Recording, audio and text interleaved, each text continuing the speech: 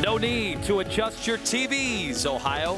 For the fourth time since 2015, it's the 15-0 Kirtland Hornets versus the 15-0 Marion Local Flyers in what is becoming a championship weekend tradition.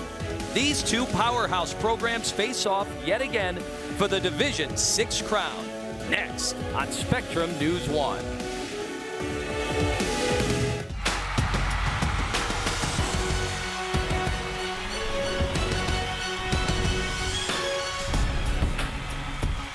Welcome in the birthplace of football, Canton, Ohio. Where would you rather be than Tom Benson Hall of Fame Stadium today for Division VI kickoff? Two Titans, not only in Division VI, but all over the state of Ohio. Kirtland and Marion Local locking up. And here's how they got here in the semis. Marion Local, a little bit of a slow start, but boy, did they turn it up a notch from then on against Columbus Grove.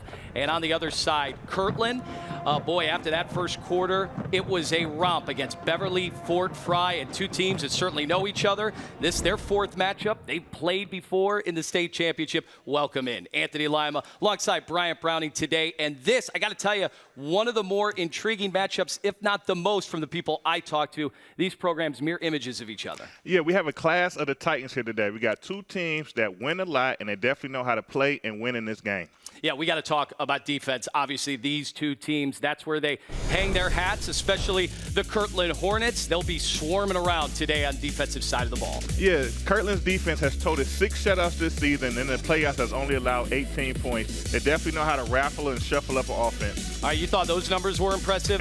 How about Marion Local? They've been even more dominant throughout this journey. Yeah, not to be outdone, Marion Local has totaled 11 shutouts this season, and in the playoffs has only given up 3 points. Very impressive by the Flyers. All right, so you're going to hear a lot about the defense today, but somebody's got to break through in this clash offensively, and that's where we've got to go to the player spotlight, brought to you by Godfather Pizza. And boy, does Kirtland have a stud at running back, Tommy Gogolin. Yeah, Tommy has over 1,600 rushing yards this season, and very impressive, have been averaging 12 yards a carry. So as you imagine, if you could get him going today, it'd be a very good start for Kirtland and try to win this game. And the junior back out of Marion Local, not too shabby either.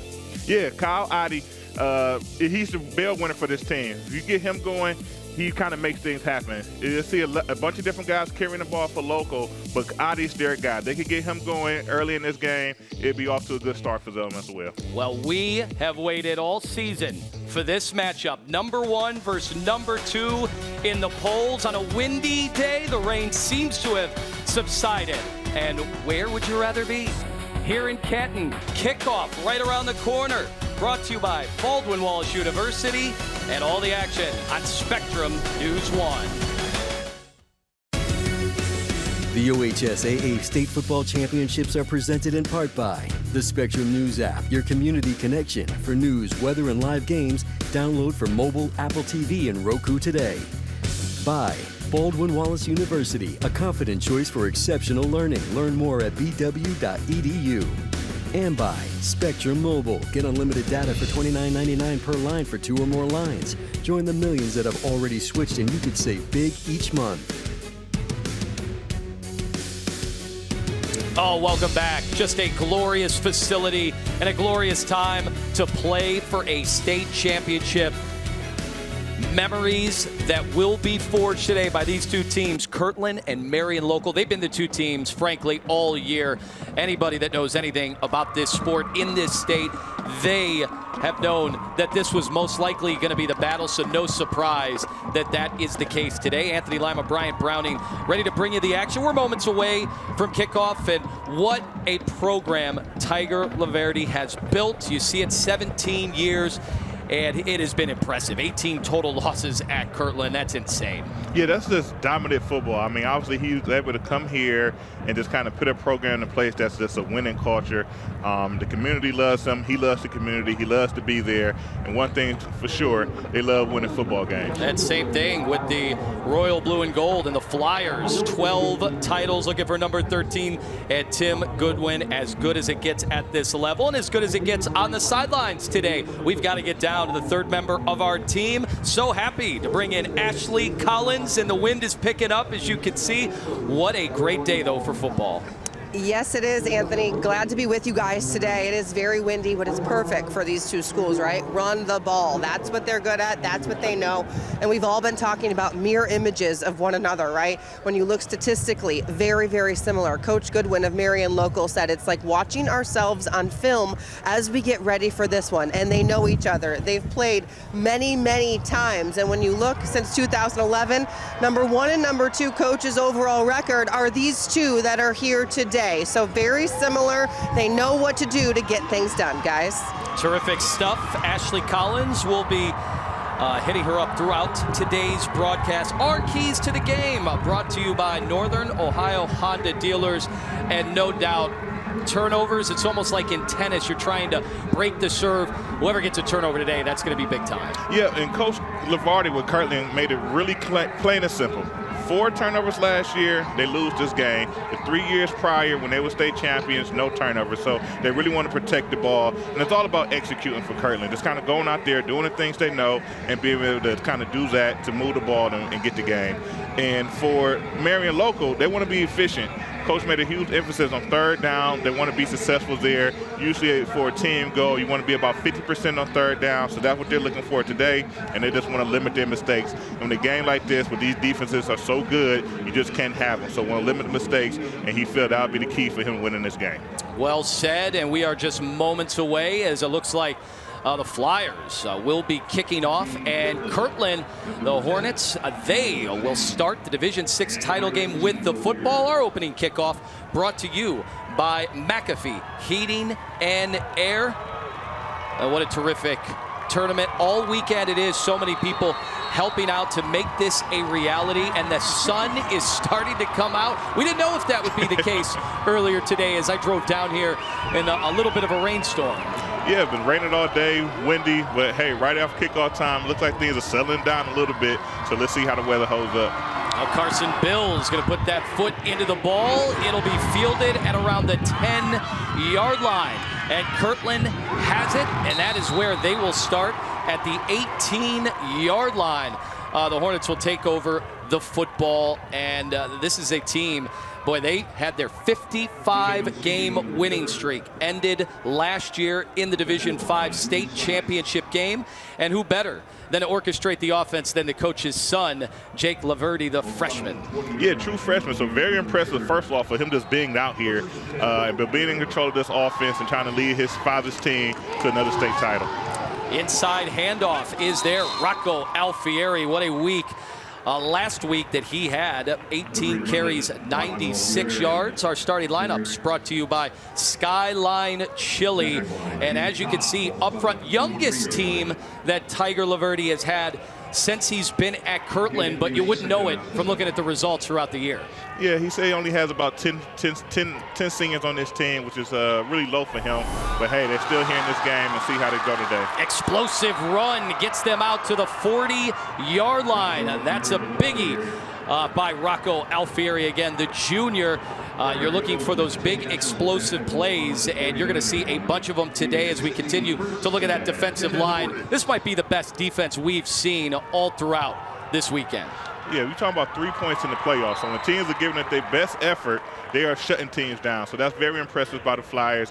Let's see if they can get another shutout today. Yeah, Landon Arling makes the tackle there. The linebacker for this stout Flyers defense. Bringing us to 2nd down and 6 for that Kirtland offense. Boy, and they were heartbroken last year with a win streak coming to an end. And they're right back where they want to be. The pitch this time, Tommy Gogolin. Boy, we talked about him in our open. How about 365 yards last week? A semifinal he won't soon forget. Yeah, that's obviously he's their home run hitter when it comes to the running the ball for them. So right there you try to see, they ran like a toss, but it was kind of like a misdirection, kind of a toss in the middle of the field. Kind of untraditional, but obviously it wasn't much success. It did not fool the Flyers. They was all over it and kept it for a short game. Yeah, when you look at this Flyers defense, you're just seeing all district guys and certainly all state when we find out about that. Big 3rd down and 5. And you're going to see play action. The throw from LaVerde is caught. Big completion to his brother, Philip, the senior. And he has a nice catch and a first down for the Hornets offense. Yeah, so what you see there is a little play action fake on third down and 5. A fake a pitch and kind of hit him around for like a boot. LaVerde is able to hit LaVerde on there and able to move the chains and get the first down. Well, you imagine the chemistry that gets built up over time, but you know, typically you would see it the other way. The elder statesman, the brother would be throwing to the younger one. Here it's vice versa. Yeah. And this handoff, not much at all up the middle. The tackle there, Darren Meyer, you're going to be hearing about him throughout the broadcast. Defensive Player of the Year in the district. Yeah, he's definitely the leader of this defense. He's a tackling machine, and obviously right there was able to shut down that play for a short gain and win first down for the Flyers. Yeah, he had 6 tackles for loss this year, 6 sacks, and you just look up and down this roster and the numbers are so impressive. And look at this, empty backfield on 2nd and 9 with a man in motion, and it's going to be a keeper off to the right side, bottled up, and nowhere to go. Meyer is there again. Yeah, so they was not fooled by that at all. They went an empty backfield and ran a motion, maybe faking the jet sweep, and we tried to hit a QB keeper up the middle, but the Fly was all over it. They were there to beat the line, win the line of scrimmage, and stop that, maybe lost a yard or 2. And obviously a position neither of these teams very comfortable with, just because it hasn't been that way throughout the year most of the time. But 3rd and long, they need to get to the 38-yard line of the Flyers. LaVerde under center, single setback, he'll look to throw over the left side. That ball is incomplete. Will Sale could not hold on to the football, and it looks like the Flyers may have forced a rare punt. Yeah, but good job there by the quarterback. I mean, kind of was a tight window, but he kind of waited for it a little bit and made an accurate throw. Unfortunately, the receiver was not able to attain it. So the Flyer defense do what they do. They got to stop, forcing the punt on 4th and long. This will only be Kirtland's 17th punt so far this year. Alfieri puts his foot into that one, drives it. It is fair caught at the 23-yard line, which is where the Flyers will take over possession of the football. And Tate Hess, but what a season it's been. Obviously can do it all for this team, but we talk about both coaches making sure that their teams do not make mistakes. 1 interception the entire year. Yeah, that's very impressive. 19 touchdowns, 1 interception. So that just kind of goes right back to the keys to the game. Limit mistakes, and they got a quarterback in their senior, Tate Hess, who doesn't like to make mistakes at all. So see how he performs today. The inside handoff gets a few yards. We'll take a look once again. Our starting lineups brought to you by Skyline Chili on that offensive line. You got 3 seniors there, and certainly some experience for this Flyer offense. Yeah, like we said before, they're the older team. They have the more seniors, more seasoned guys out there, so maybe that more experience can kind of help them lead to a victory in today's game. Hess out of the gun with Adi in motion. And Meyer is stood up. Not much there, may have gotten a yard. Let's take a look at that Kirtland Hornet defense. Devin Patel has been absolutely terrific this year. They have just been very good. They've played better competition year in and year out, and they have really been stout defensively. And this defense is led by their senior, Coach LaVarde's son, and he's had over 160 tackles this season. He's obviously flying around, making plays all over the field. He's definitely a sideline-to-sideline type of linebacker. 26 tackles for loss. 3rd and 6. The keeper.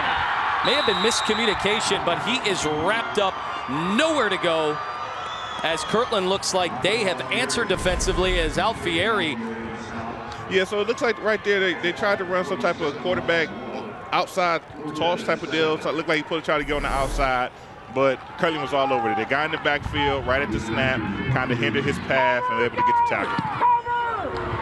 There is the punt. Aiden Eifert sends this one way deep. Boy, how about that for a change of field position, as it is downed at around the 13-yard line. You want to talk about flipping a field. The Flyers special teams did just that. Tit for tat defensively to start the D6 title game. Don't go anywhere. Spectrum News 1. Welcome back. Division VI state championship game. Awesome to see these two programs who have been the pinnacle of whichever division they've been in the past. And you look at the way this offense has worked so far this year, I think exactly what Tiger LaVerde would want out of his offense. Yeah, as you see, they have averaging over 30 points a game, only allowing 10. So that's like a margin of victory, at least 20 points a game, which is pretty impressive. So far this year, every game that they've been in, they have been able to kind of come out, apply their will, and really dominate their opponent. So today, this is the toughest opponent of the year. It should be. It's the state championship, and let's see if they can do that again today. Well, look where they start possession here at the 13-yard line after a huge punt. Wind is going to be a factor. You heard Ashley Collins talk about that with her report, and something to pay attention to about this Kirtland team. Will have the wind in the second quarter as well as the fourth quarter. And right now the running game, both teams still trying to find an opening. Yeah, sometimes when the weather is a factor like this, when it comes to the wind, you just kind of, when the wind is not going your direction, you just want to be safe, kind of protect things, hand the ball off to your running backs, maybe not take too many shots downfield, which this team doesn't do naturally anyway. But you just kind of have to be a little bit cautious when the wind is in your face because the ball get a little shaky if it's in the air. 2nd and 9, you saw Googlen off to the sidelines. There's the handoff, little bit of a crease. This time around by Alfieri. He gets a few to give it a manageable situation on 3rd down. So right there we just kind of have, looks like a inside zone play more or less, kind of had a double team up front. Obviously we had to find the crease, gain a couple yards, and now we're looking at about 3rd and medium, 3rd and 5 situation here. Saw McGuire Boyd leading the way, as you often will at fullback. And so that makes it 3rd and 5. And after that tremendous punt, Kirtland in desperate need to move the chains. This time, the pitch to the outside. And Googlen is going to be tackled short of that 1st down marker. Yeah, so right there on 3rd down, they go with an outside toss. It was a good play call. They haven't really done that much. And they had a little window, obviously, to get some yards, but Googlen was not able to fight through the defenders to get the 1st down and move the chains. Now we got to watch this punt here with the wind being in their face. Basically tough sledding on the punt here. So let's see if Kirtland could kind of get it off first in time and see if they can kind of avoid the wind and kind of flip the field as was done against them. Alfieri sends it up, and exactly what you said. That went nowhere, and field position going to be so big in this game. That one may have gone just about 6 yards. Yeah. On that punt. Obviously, that's not ideal, right? Like we just mentioned, the weather. We've been talking about it. So, obviously, unfortunately, the ball kind of got up in the air. Usually, if it's windy, you want to try to keep it lower, but it's tough to do as a punter, right? You're kicking the ball, so that one got up in the air, and the wind grabbed it right away. 6-yard punt. Definitely not ideal for this defense. Now they're like almost in the red zone coming out the gate here. So. Marion Local will play as tough a schedule as anybody because of their tough MAC conference. But to have so many decisive victories, as you saw there on the screen, and this one blown dead before we even got started. Matt Kleiner, our head referee, we'll hear from him throughout the broadcast. Hopefully not too much and too often. Dead ball, false start, number 10 of the offense. 5 yards, replay first. And so that's on the quarterback, Tate Hess.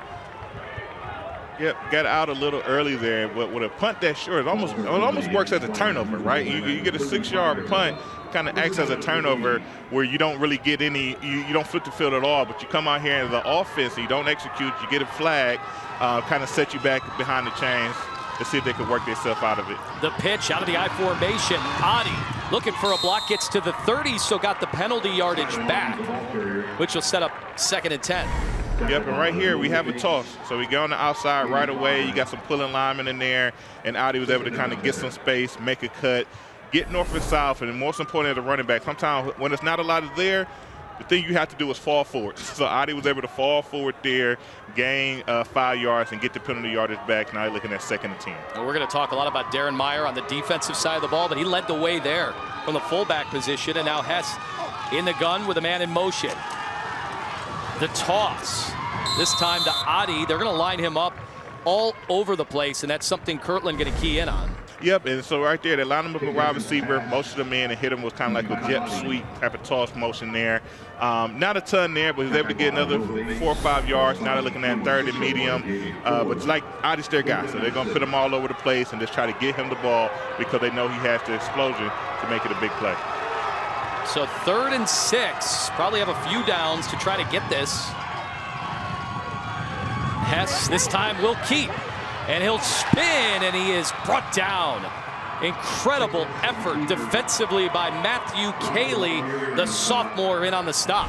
Yeah, that's a big-time tackle right there. When they started this play, I was like, oh, well, this is going to be a big run. He has a lot of lanes, but Tess kind of gets a little wide from his lineman. He should have maybe followed this lineman up the hole, and then we have a great tackle, kind of just diving there, being low, getting into the feet, and cutting down Hess there for, looks like a tackle for loss. Close to it, no gains. So what do you do 4th and 7? Yeah, so it's always tough in these situations, your field goal situation when you're in high school, but you have the wind at your back. So if your field goal is capable, if your kicker is capable, you might want to try to go for it, but there, you got a timeout on. Yeah. All right, 2 more OHSAA football state championships to go on Spectrum News 1. Just what a beautiful weekend it is to have all your champions crowned. Coming up next, Warren JFK battling Bremen in the Division VI final, 3 p.m. And coverage begins 2:45 with OHSAA Championship Game Day continuing. Comprehensive team coverage, Spectrum News 1. Nobody does a better job, I'll say, in the country than bringing these. Oh yeah, bringing these broadcasts to everybody, not just throughout the Buckeye State, but beyond. Many people check it in on the app all over the globe. It's a timeout by the Flyers. They really want to make sure to key in and not make the big mistake here. Again, win at their back, at least for the next 2 minutes and 28 seconds. Yeah, so you want to try to take advantage of it. So if you have a pass play here that you want to throw up, like, you know, this may be the time to kind of go for it. Obviously, it's 4th and 7. They don't feel comfortable kicking it, so they're going to go for it. So right now, you just want to make sure that you're focused and be able to pick your best play out there. So with all that time to think about it, they will throw. Hess rolling out to the right. Now he'll keep it, and he is stopped. Big tackle there by Philip LaVerde to end this drive, and they'll take over the football. And great play by LaVerde there. I mean, Philip, he just kind of has to track, right? He's in the middle of the field. Here's their mic. He has to scrape all the way outside, help the first stop a pass, and then gets down here to make the tackle. Very impressive play by LaVerde there. All right, with that big stop, we'll send it down to our sideline reporter for the game, Ashley Collins, standing by. All right, thanks, guys. As Kirtland taking over here, I wanted to talk a little about Jake LaVerde, because the freshman, right, looking at this big moment. The coach said it's been remarkable, his growth. He was a nervous wreck at the beginning, and he's certainly came into his own throughout the season, because really, he had no choice.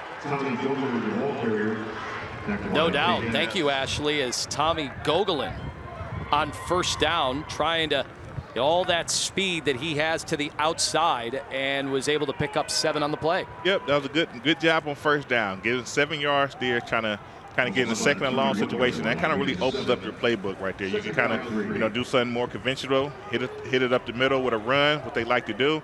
Or since it's 2nd and short, you can maybe take a shot here, but with the wind going in their face, I doubt it, but if they wanted to, they definitely had the opportunity. Well, something to pay attention to with 1:40 left in the quarter. And this handoff up the middle, and a sizable gain for the Hornets. Rocco Alfieri burst through for the first down. Yep, and like they said, they just hit it right up the middle to one of their guys. Rocco leads the team and carries the most touches this year, so hit him right up the middle on the ISO play. Lead right up the middle. They was able to get some movement, get a lane there, and he was able to hit it and get the first down. Drew Seitz with the single leg takedown to limit the damage, but it is a Hornets first down, and as we've talked about, field position going to be critical today. Kirtland with some breathing room. play going absolutely nowhere. Nick Ranley is there. Nathan Busher in on the tackle as well. Yep, so it looks like we got a no gain. Right there, just really winning up front. You see the guys using his hands, shedding the blocker, and they're able to get that tackle right at the line of scrimmage. LaVerde under center now out of that I formation. And again, pitch a little bit behind Alfieri, gathers it, and he is stuffed right at the line of scrimmage. Yeah, like I said, the pitch was a little behind, but Rocco's obviously a great athlete, was able to make that catch. Made it look easy, kind of, sort of, but the Flyer defense was all over. They had scraped down, they had shut up things. There was no lane, and kind of kept things to a short game.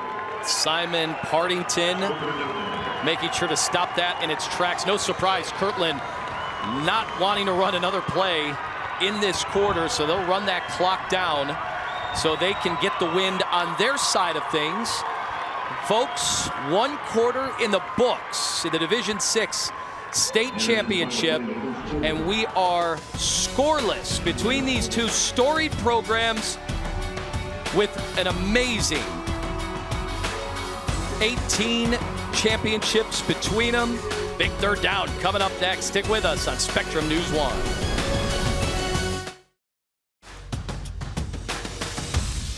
Beautiful scenery right outside Tom Benson Hall of Fame Stadium in Canton, Ohio.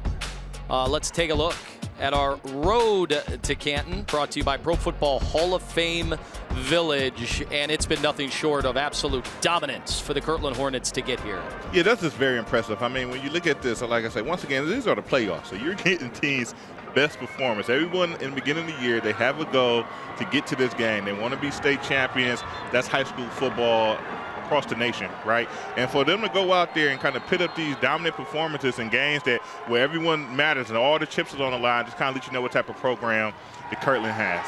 LaVerde rolling out down the field. That ball incomplete, intended for Tommy Gogelin. Boy, they went for it all the minute they had the wind at their back. So you see how the weather factoring into the play calling today. You know, I think it's smart. I mean, you're in the third and long type of situation. You have the wind at your back, and you have a quarterback. Obviously, he's young, but you see some arm talent there. So he's able to kind of stretch it out there. The receivers kind of calling for something, but looked like a clean play to me. It looked like the defender didn't really hinder him on his attempt to make the catch. Just kind of overthrew it a little bit. And once again, that's another thing with wind. Gino Blasini was playing his case, but Tate Hess in coverage did a terrific job. And the Flyers will take over. Kyle Oddie now running the other way. He is down the sidelines, finally tackled at the 39-yard line right into the Flyers bench where they wanted a flag for maybe a late hit, and they won't get it, but a nice return. Yeah, that's a great return. And caught the ball on one sideline, and they would have to get all the way across the field to the other sideline. And it was a race to get the corner, and he was able to get it. He was able to turn that corner and make this a pretty good return. And obviously the hit at the end, refs did not see it as being a late call. I didn't see it as well. So good, clean play right there on a good return. The Flyers with 4 shutouts to get here, brought to you by our Road to Canton Pro Football Hall of Fame. Giving up 3 points in the playoffs. Doesn't get much better than that. No, that's literally. That's dominating. That's dominating. There's no other way to say it. Oddie able to stay on his feet and then come back inside where he was able to get some yardage. Yeah, so Oddie is coming off the huge return, right? And the next play, they kind of snap him the ball directly, kind of like just right straight to the running back, and he's able to get some yards. I think he might be a little winded, though. They might want to try to find someone else on the next play here. They will get up to the line. This time, Oddie lined up on the far side, on the other side of the right hash. And this time, Hess with his lead blockers. Yeah, not much there for Hess. Try to get on the outside edge with the quarterback keeper around. And really just not there. I mean, Kirtland's defense is just stingy, right? You see guys kind of diving in. I believe that's Rocco there, diving in and making a tackle for a short game. Great play by him. Well, you love, especially at this level, to see these elite teams and so many players with double duty. Yep. Doing on offense and defense. So it should be no surprise, because they're also there on special teams, that they could be a little winded at some point. You're right. But obviously, once you get to this point, I mean, you've been doing it all year. So these guys are in fantastic shape. And obviously, with the state championship being on the line, they're ready to lay it all on the field, leave it all on the field, and get everything they got so they can get that ring and lift that trophy up. So Tim Goodwin going to give them time to think about it, using up his second timeout so far in this game on a critical 3rd and 7. Yeah, so far, like you say, 2 timeouts on 3rd down type of situation. So Coach Goodwin really want to make sure his team is locked in and focused in on exactly what they want to do on 3rd down. So for one, they could continue to execute and just kind of limit their mistakes. Now, while the weather in Ohio certainly unpredictable, even today so far, you can always count on weather on the ones. The latest forecast always less than 10 minutes away. You can set your watch to it. Our accurate and experienced team of meteorologists have the latest forecast, insights, and perspective that you can trust every 10 minutes and continuously. During severe weather, you can count on weather on the ones only on Spectrum News 1. I know, because I was watching it throughout the night, watching the D1 state championship yesterday. Congratulations to St. Ed's. Another state championship for Coach Lombardo. Very impressive. A lot of speed, athleticism on display last night. Yeah, and that's back-to-back for him. So, I mean, obviously, St. Ed's, they have a tremendous program. They're another team with a culture of winning. So they was able to kind of come out here last night executing a rematch. So a rematch in a team that they played last year in the state championship.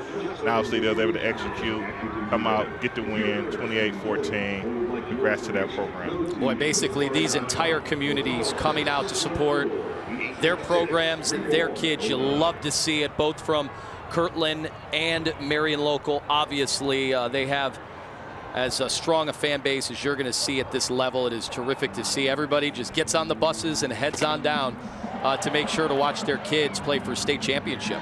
Yeah, it kind of makes it easy when you got a good product out there on the field, right? So obviously every year they have a chance at winning it due to their program, due to their community support.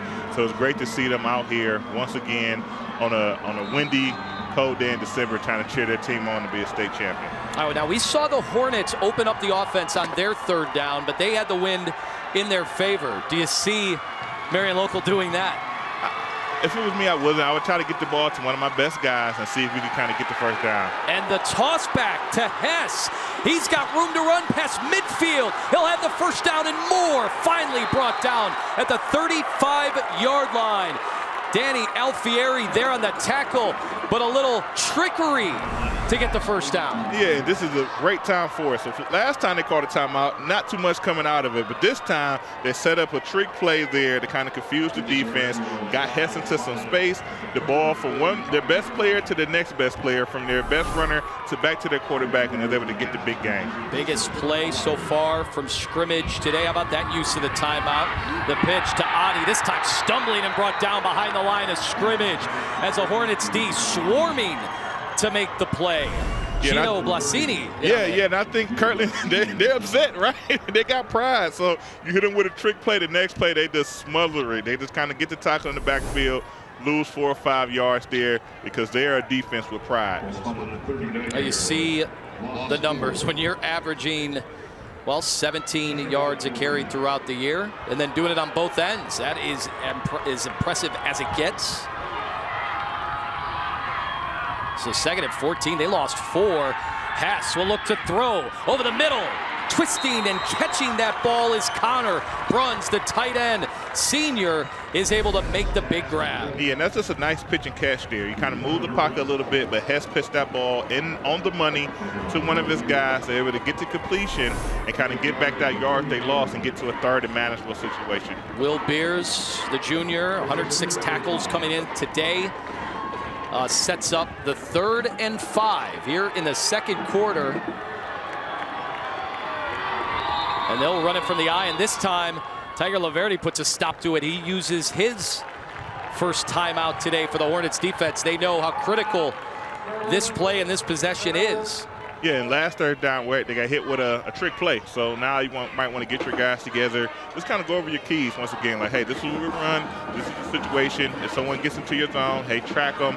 If you're playing in man or some type of defense like that, hey, keep your eye on your guy. Well, a huge third down right around the corner. And could we have our first score? Find out next. Spectrum News 1. So after the Kirtland timeout, pretty big third down early in this game. Yeah, like you said, right now it's still a 0-0 game. Last third down, we got hit with a trick play. So this time, Kirtland calls a timeout. Say, hey, let's get together, read our keys so we can kind of go out there and try to execute and hopefully get the stop and try to keep it a 0-0 game and get the ball back to their offense. So Marion Local looking for lucky title number 13. If they pull that off, crazy to think about the success this program has had. They're basically in the state championship of the semifinals every year. Really, both these teams, you know, between the two of them.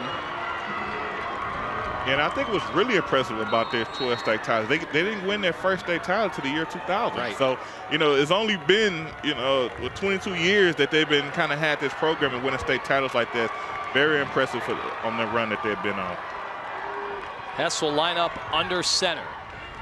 A handoff inside to Meyer. And he is brought down short of the sticks, maybe 2 yards. Nice tackle there. The Hornets are in on it. Will Sale makes the stop. Yep, and that's a good tackle. So what Marion Local tries to do, they kind of try to do a little confusion. They kind of fake a toss, but then they kind of hit it up the middle to kind of maybe confuse the linebackers. Kirtland was all over it. They need 3 officially. And they'll run it out of the eye with Meyer. This time Hess to the outside, pitches it late. It's a first down and more. Staying on his feet. Adi is all the way down, marked at the 7-yard line. And that's a great play call there. That's a great way to execute. I mean, usually when you see an option, usually about when you get out the tackle box is when you kind of make that decision to toss the ball. But they do a great job in just kind of staying in sync with each other and then just waiting to the last second. So once Hess got in trouble, he's able to make the pitch at that time. And essentially, you run out of the defenders to try to protect the edge, and they're able to hit the big run. First down for the Flyers. Simon Partington enters the field on the right side. Handoff to Meyer. Bottled up, but got it down to about the 2-yard line. The Flyers trying to break through and get that first score in this game. Yeah, but that's a great job on first down. When you're in the goal, everything is tight, right? You're playing against a good defense. So for you to be able to kind of go out there and get 2 or 3 yards against this front, it's impressive. Kind of set you up into a second and short situation, second and goal, and now you're only a couple yards from getting that goal and scoring that first touchdown today. Yeah, pay attention to that left side. Shane Fleck at 240, Mason Rose at 245. Handoff is taken down in a hurry. Huge defensive play. McGuire, Boyd, the junior, he read it from the moment they snapped the football. Yeah, he must have knew the snap count there. He blows that plays up with a tremendous hit right there. Just kind of shoot it through right at the snap, and he blows up that for a loss there. Great play by that young man. Makes things real interesting on 3rd down and 5, igniting that Kirtland fan base, making their way down 77 from Lake County, representing the Chagrin Valley Conference. That was a hit right there. I kind of cringed when I seen it myself. That was a hit. Out of the eye, Hess, he will keep it, and he is limited. There is nowhere to go. Kirtland defense as advertised with Alfieri in the middle. Yes, and they went back to the option. They had success with them on the last 3rd down, so they kind of ran it the opposite direction this time. This time, Kirtland is all over it, kind of smothered up everything. There's nowhere to go with the football. Well, it's 4th down, and the Flyers traditionally don't use the kicker very often, and you see why. They have a lot of confidence in that offense. And what a big play. Remember this one. 5:55 and counting, and we have another timeout. Kirtland, their second. So this time, Kirtland dials it up. They still have one more, both teams with 1 timeout each. And you've seen a little confusion right there on the defense right there. You've seen guys really didn't know how to line up. Looks like they was kind of playing some type of man. You see a guy trying to run with the guy in motion. So it looked like they was kind of a little bit of confusion going on. So Coach LaVerde did the smart thing. Hey, this is a big play. 4th down and goal, so we need to get this stop, call the timeout. Let's make sure we talk about this and make sure we get, at least we line up in the right place to give ourselves the best shot at stopping Marion Local's offense here. Well, perfect time to send it down to a third member of our broadcast team, Ashley Collins, who has more on the senior quarterback for the Flyers. Yeah, thanks, guys. And a nicely orchestrated drive so far by Tate Hess, mentioning that he's a senior but a first-year starter. And Coach Goodwin kind of laughed when I asked about that, and he said, well, it's not ideal to have a senior as a first-year starter, but they've been through this the past 4 years, he said. He says Tate's a very good athlete, good at basketball, track, didn't have a ton of experience playing quarterback, so it really has been a true growing experience for him this year. He had a back injury all last year, only played DB in the playoffs. It's been a struggle for him staying calm this year, but he's really been working on that, and he's really improved on that, he said. Obviously, you see the athleticism from him, and it's just funny because he kept saying it's not ideal to have that first-year starter as a senior, but hey, we got to work with it. All right, thank you, Ashley. And you want to talk about a big play in this game that will likely factor into the outcome. Boy, the last 2 plays, that Kirtland defense, after getting gashed earlier, they have came to play, and Tate Hess. And that ball is on the floor. Picked up, scramble situation here, and terrific pursuit by the Hornets defense, and that play doomed at the start. Yep, so right there we have a mistake here, right? Obviously the ball hits the floor, hits the ground on the handoff here. So, you know, a little bit confusing, not sure exactly what they was trying to do. It looked like they were maybe trying to go for a reverse. It looks like the way 25 kind of hops into the picture there, but obviously they didn't execute it. Ball's on the ground. They tried to get what they can, and obviously Kirtland was all over at that point in time. Kind of that slow, you fumble in the backfield. You know, this good defense, they're not going to give you 2 tries in the one play to beat them. So they make the stop and turn over on downs. So bend but don't break there defensively. Typically they don't bend or break. Have to worry about that because 6 shutouts throughout the season. It's been such an impressive run throughout the playoffs. And after giving up the big play, that is a huge turnaround. The problem is they're deep in their own end, and you've got a very good defense on the other side, Darren Meyer, to make the stop. Yeah, so usually when you're in what we call a coming out situation here for offense, your goal is you want to flip the field. So you do that by usually trying to get at least 1 to 2 first downs, kind of getting yourself space. And as we know here, with the wind blowing in this direction, if they could get to a punt, it's a good chance they have a great chance at flipping the field. They could just kind of get that ball in the air so that ball could that wind could work in their favor, as it didn't work on early in the first quarter with a punt. So they lost 1 on the play. Marked at their own 8. Inside give going nowhere fast. Alfieri is stood up by that Flyers defense. Landon Arling to make the hit. Yeah, so just kind of coming straight at them as an offense against this Marion Local defense. Probably not the best way to do things, but sometimes you just got to do what you do. And right there, they do what they did. They do what they did. They ran the ball straight ahead with one of their better guys with Rocco. Obviously, there's not much there. Boy, that last play defensively had the crowd from Marion Local and Mercer County up on their feet. At 3rd and 10 against this defense, you just don't want to be in a lot of these. LaVerde is under center. The pitch. Little bit of a crease, but may have gotten 4 yards on the play there on 3rd down for Alfieri. But that will end the drive, and the Hornets going to be forced to punt.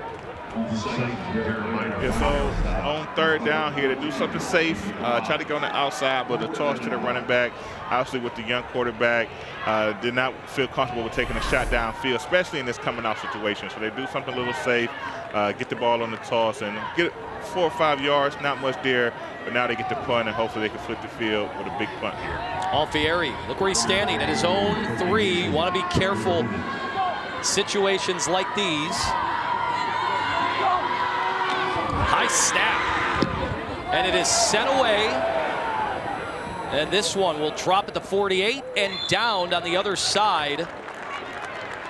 Will Sale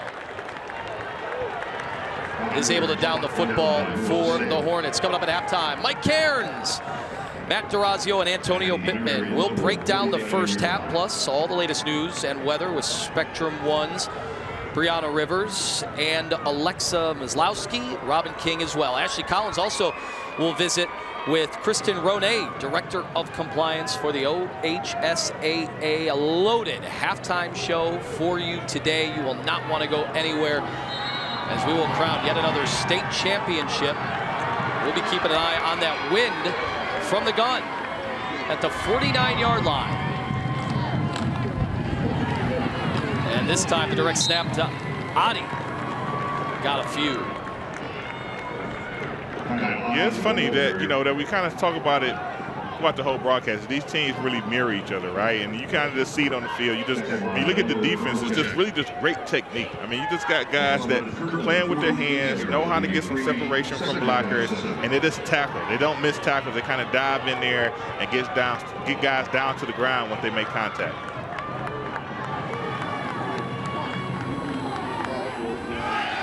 That's rolling right. He'll deliver that football. Nathan Busher is there with the catch, setting up 3rd and 2. And right here, another play where the Flyers kind of move the pocket. They kind of get a guy right there in the flats, kind of just sitting there open, just due to the zone, kind of overplaying and back up. You see that a lot of times when you move the pocket. You want to get yourself some depth so you're able to hit it short, and they're there to make a good completion to get it 3rd and short. Busher, 23 catches, just shy of 500 yards on the season. 3rd and 2. As the clock is stopped, the officials conferring.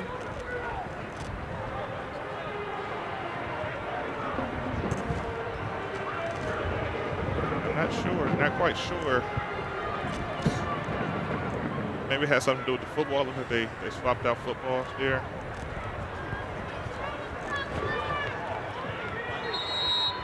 Well, now they have it marked, and they need to get to the 41-yard line. And they'll operate out of the eye. Kirtland loading up in the middle. And this pitch and that play never got started.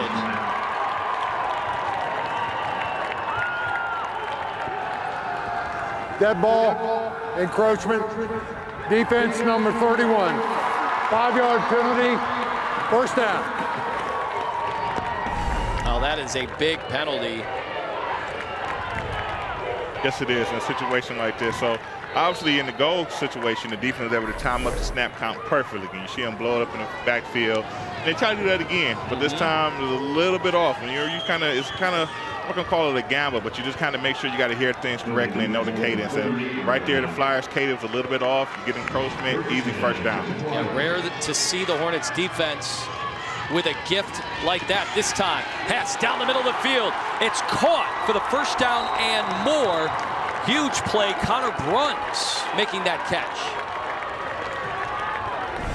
And that's just good pitch and catch. You kind of fake the run first, play action pass, and then as the linebackers come down, you hit it right in the middle of the field, right in front of the safeties. Good pitch and catch for a 1st down. Well, their ability to throw the ball has got to keep that Kirtland defense honest. They've had some success there. Yeah, and I think that was a big thing, like you say. You got a senior quarterback. I was his 1st year starting, but he has to be in the program, for 4 years now. So he has some experience there. Adi breaking through and tackle down at the 2-yard line.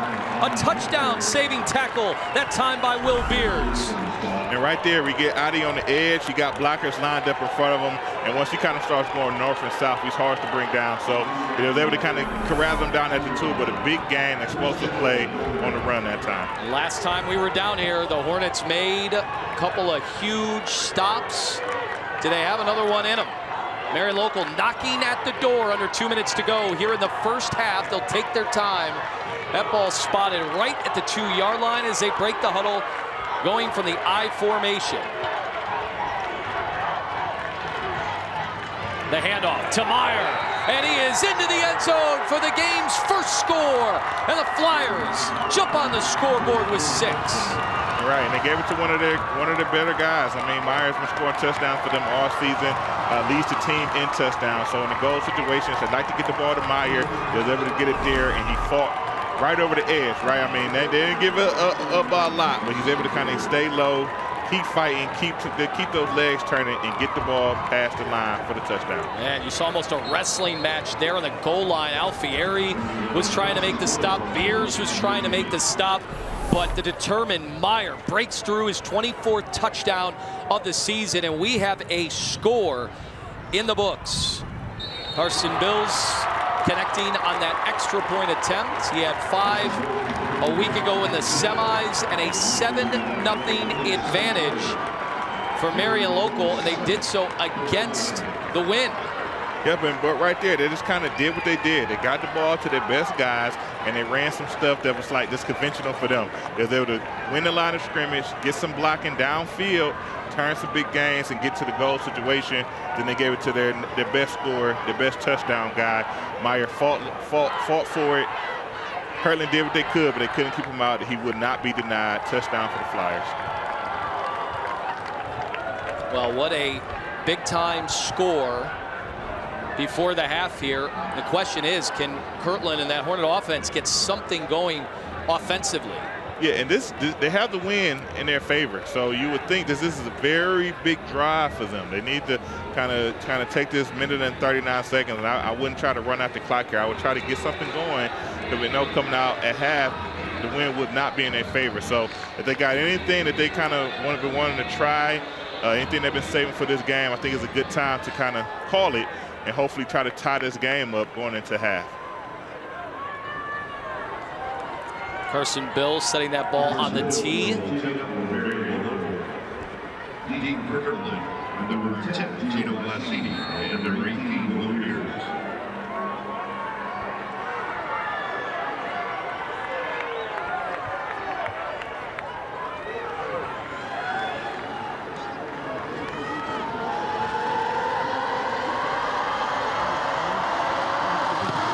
That ball set, rolling on the ground, covered by Glassini. He picks it up and is tackled at the 28-yard line.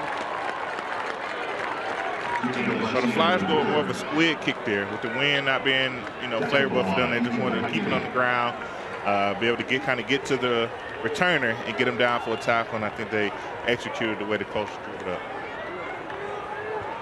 Gigantic possession. Now for the Hornets, you'll notice Tiger LaVerde in his 17th year with Kirtland. This program becoming an institution there in Lake County. You'll notice does not wear the headset.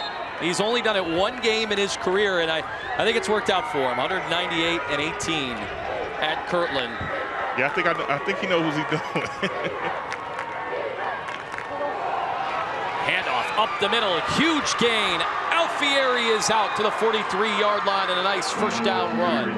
Yeah, so right now the Kirtland has to feel it. In a game like this tight, that they know right now that this is their time. They have to go. So Rocco was able to hit up in the middle. As you see, he's very shifty, making cuts left and right, and was able to get the first down. This is definitely explosive run for them. Some tempo offensively now by Kirtland, speeding things up here. But that ball fortunate just to get back to the line of scrimmage. Carter Jones in on the tackle. So went with the toss. Obviously not much there. The Flyer defense was all over it. They careered him for a no gain.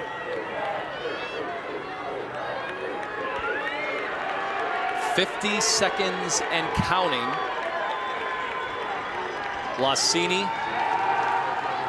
Pass intended for him. He'll make the adjustment and a great grab, and he's driven out of bounds at the 32-yard line to stop the clock.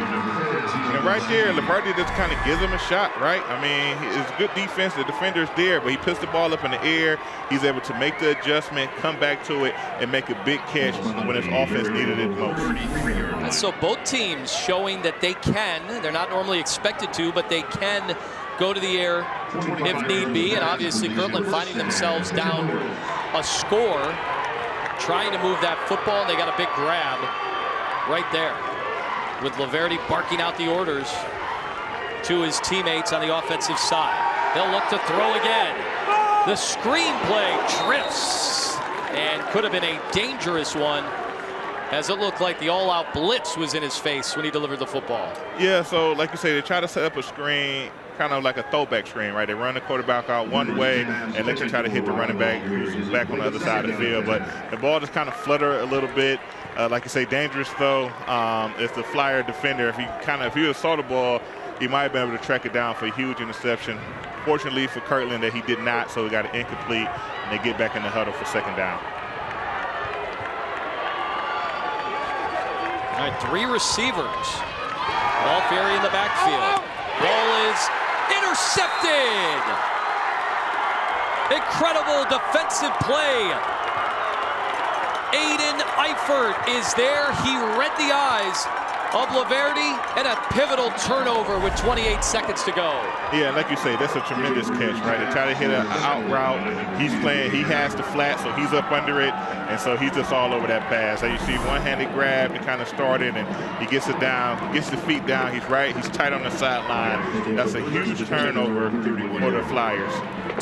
That turned out to be kind of a predictable throwing down, but still that is a very, very good reaction by Eifert to be able to take that ball away and prevent a score before the first half, where it looks like Marion Local will sit on this and enjoy that 7-point lead. The last play right there of the first half. So they get the touchdown and then the huge turnover with the interception.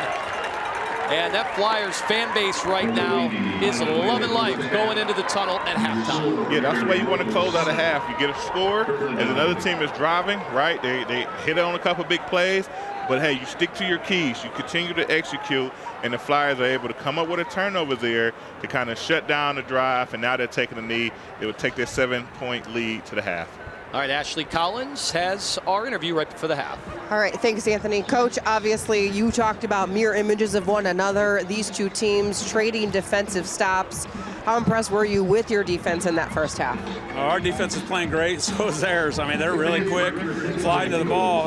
Somehow we got to figure out a way to get angles and block these guys.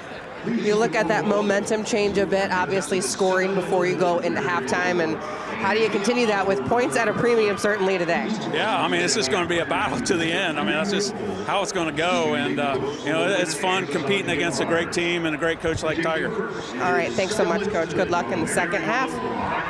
Thank you, Ashley. Coach Goodwin had to enjoy what he saw there with a flurry, both offensively and defensively.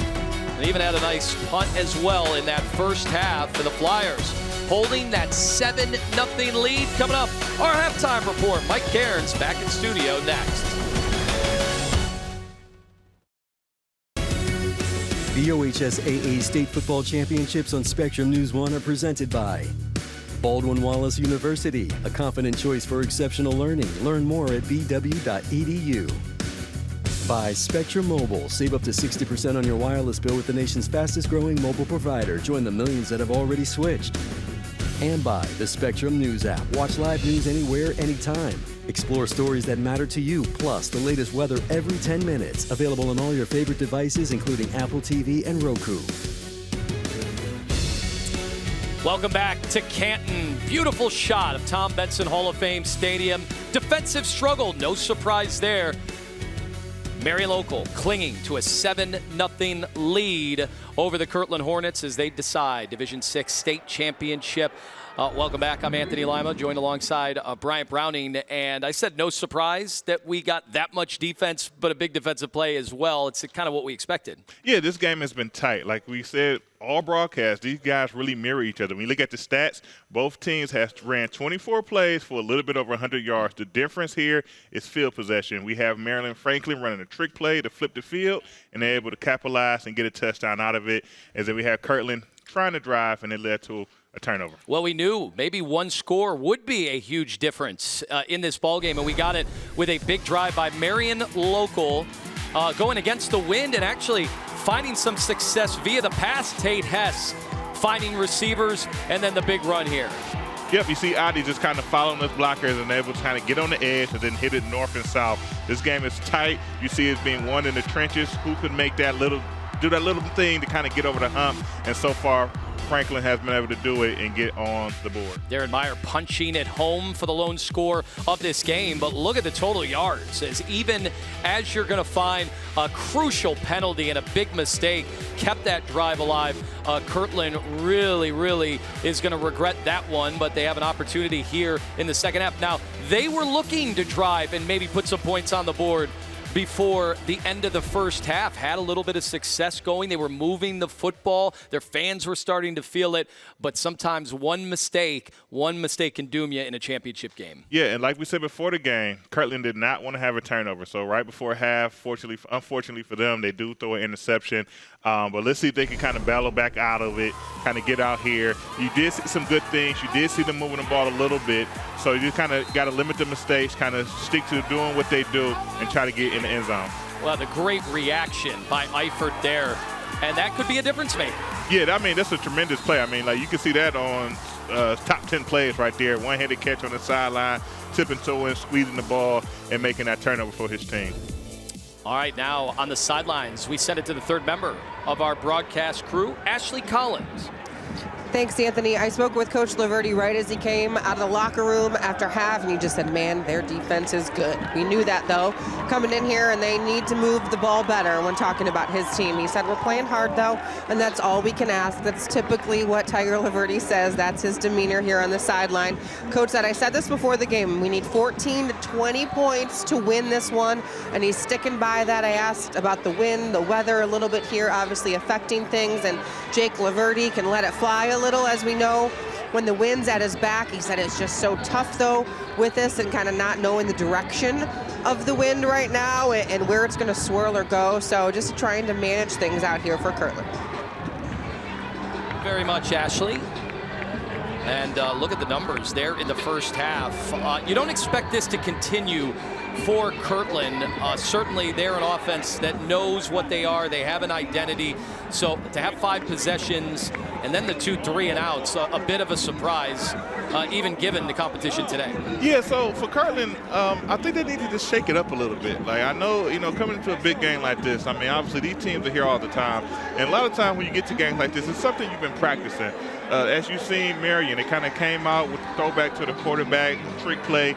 I'm sure Kirtland kind of has some things like that in their bag. So this is the time. Like, right now you're down in the game, and obviously, if you end the game down, this is it. There's no next week. There's no tomorrow. So I like to see them kind of empty that bag. If they have something planned, go out there, try to get it executed, and get themselves back into this game.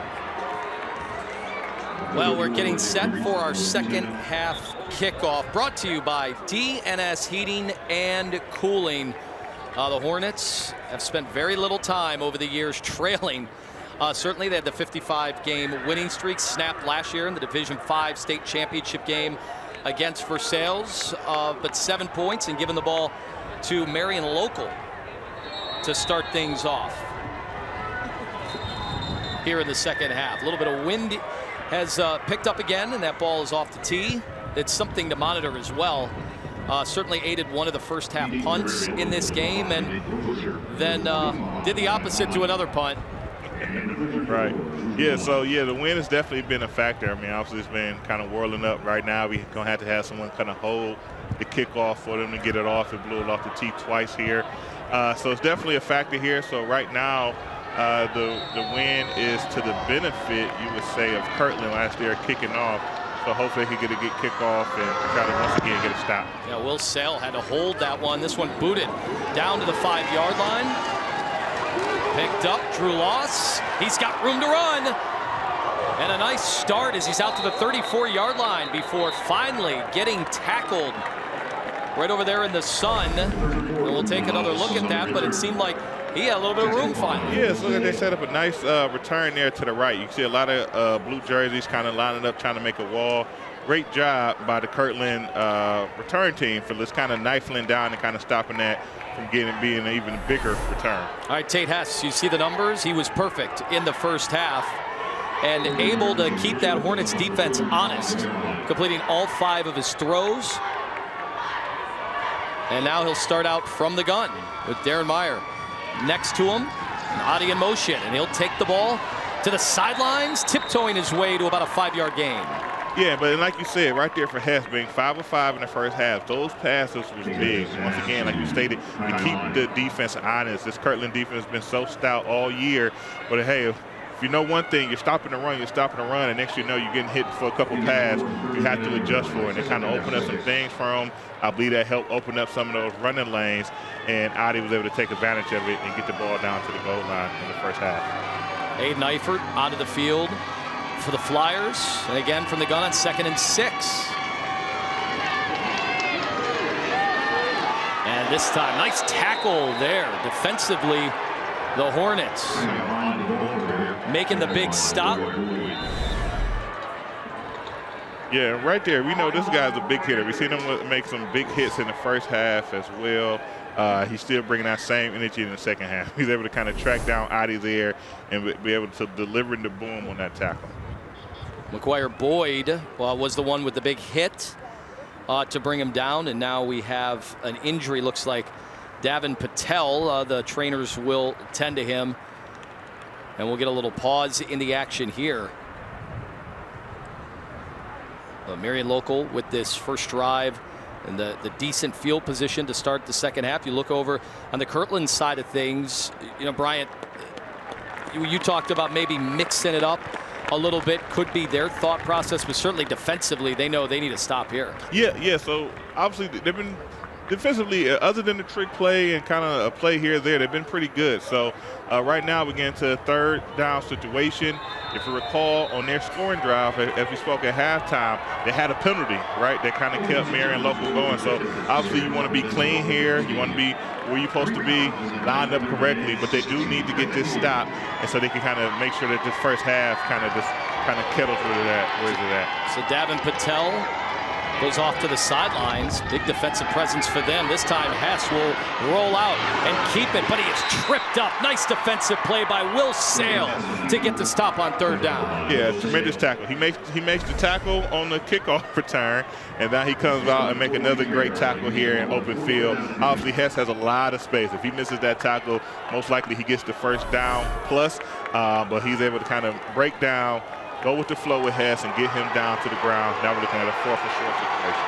Yeah, Will Bates onto the field as well to help out defensively. All right, the big spot here, we're talking 4th and 2, and Marion Local at the 43-yard line. Big play out of the I formation. And this time the pitch. And to the outside, it's a first down and more. Kyle Adi broke loose for the first down. Yep, and they had a shot at him in the backfield, right? Had a shot at him in the backfield, knife in, but unfortunately you get Hess in the way just a little bit, and that's enough to get Adi to get the edge and get the first down. And how about Hess, the lead blocker there at quarterback, doing it all to make sure they can do everything they can to keep the chains moving. That's pretty impressive. Right there, he really didn't do a lot, but just being in the way sometimes is enough, and it got them the edge. So now their own 49-yard line, and again, you're seeing a lot of motion. This time, Hess will throw, and it opens up. Adi will cut back in to the 40, and he's finally brought down at the 37-yard line, and their offense now having some success.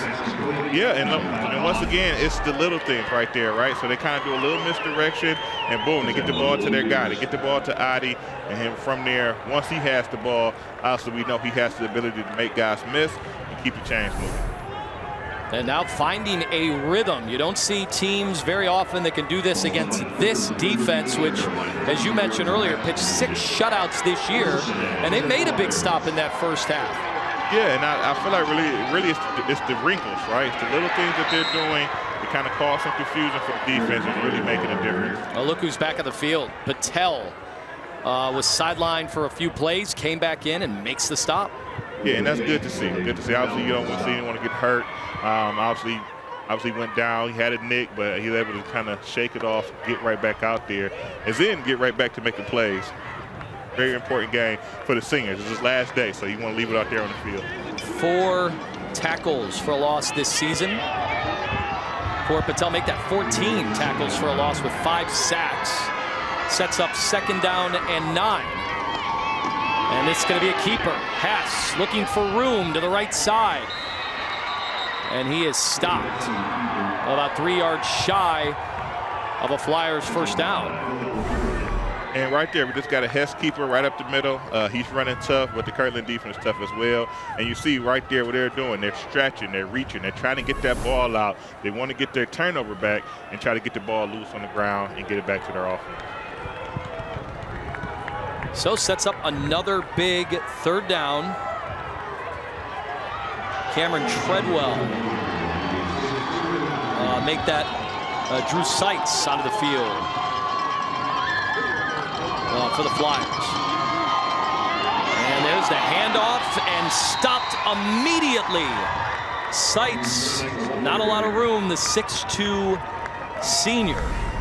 Yep, and right there, so third down situation. They try to go in like an inside type of zone. Kirtland's all over it. It forces a fourth down.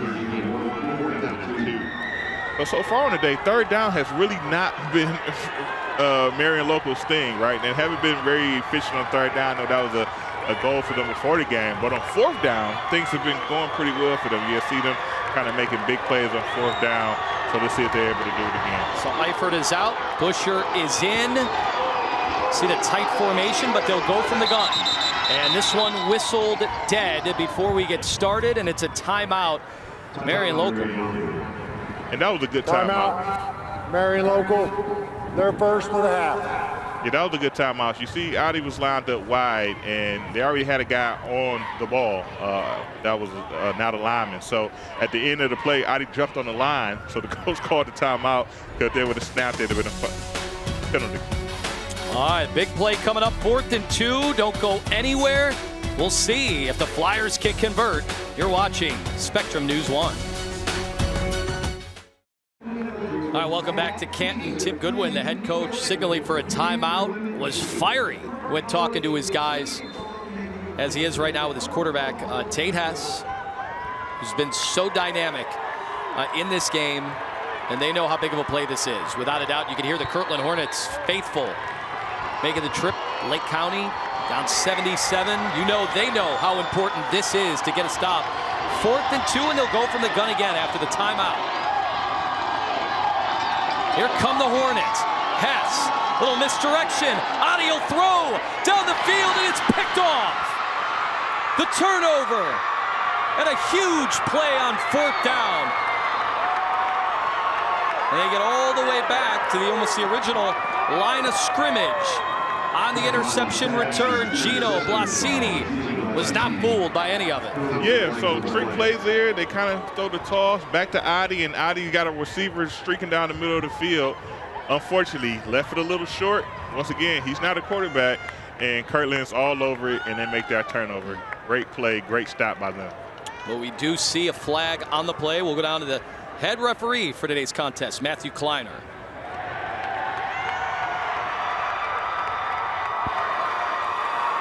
Dead ball, personal foul, late hit, 28.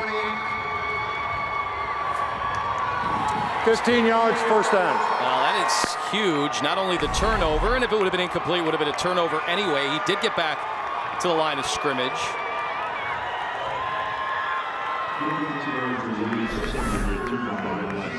And now they have it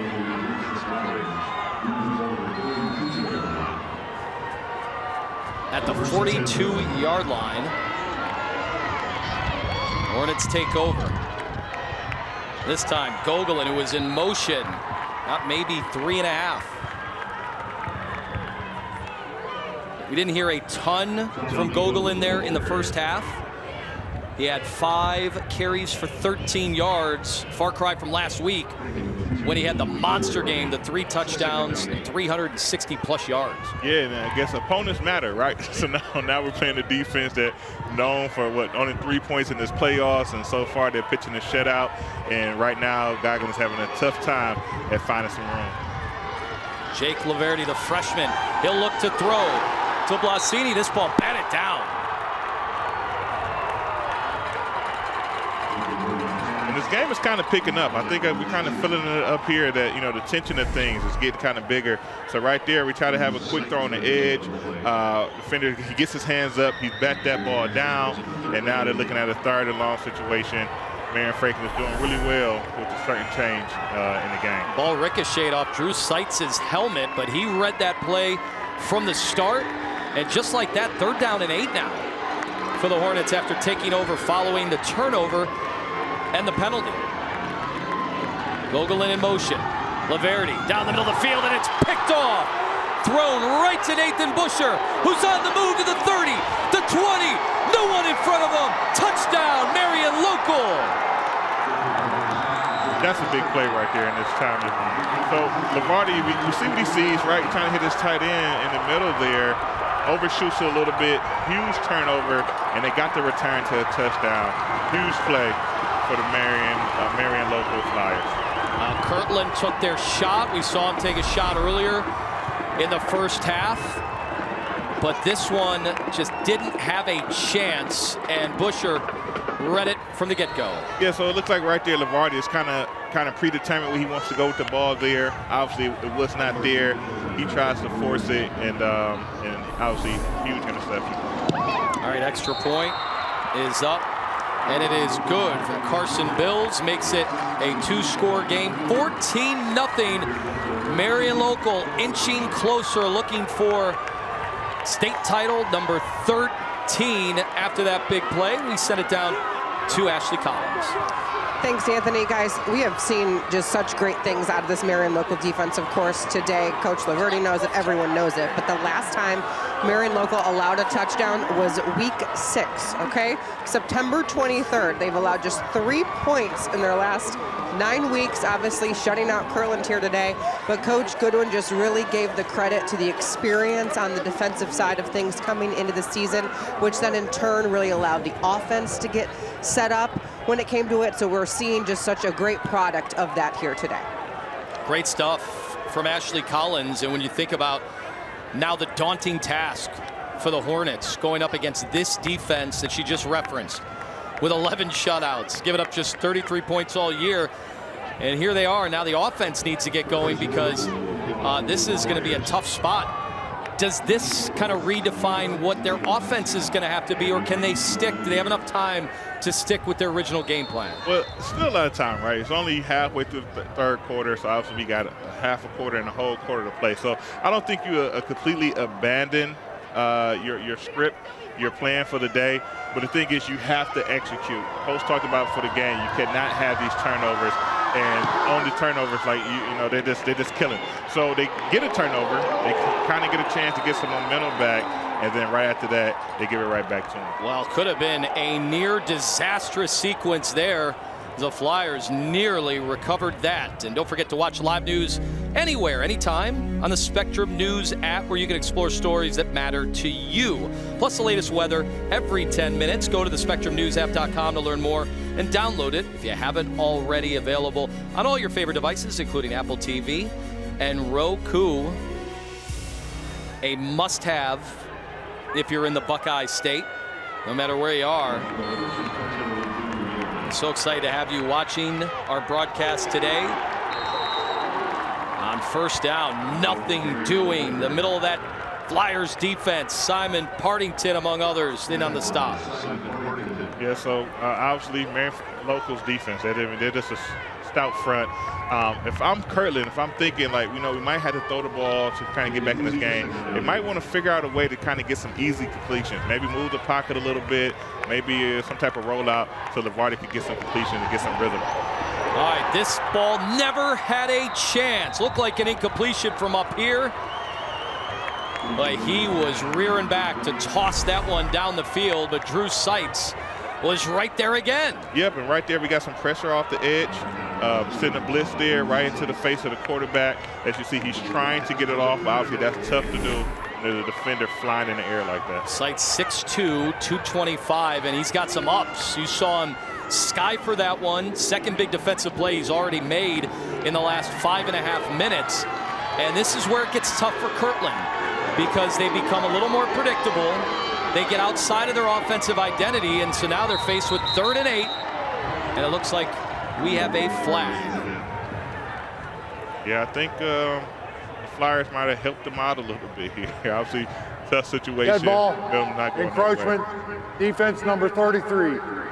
5 yards from the previous spot, 3rd down. It's obviously the risk reward of what these teams do defensively, that it is no shocker that sometimes they'll either time up the snap count beautifully, like we've seen, or you give them a gift of 5 yards. Yep, as a defender, it's very important to get a good jump on the snap. So sometimes you try to anticipate a little bit.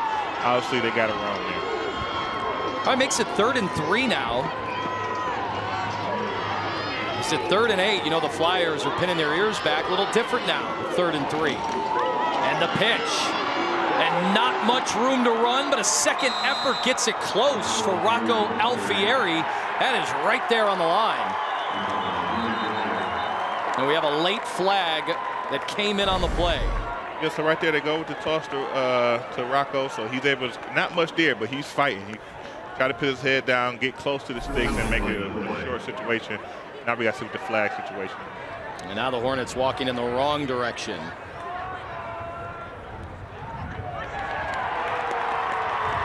Boy, that is a critical mistake.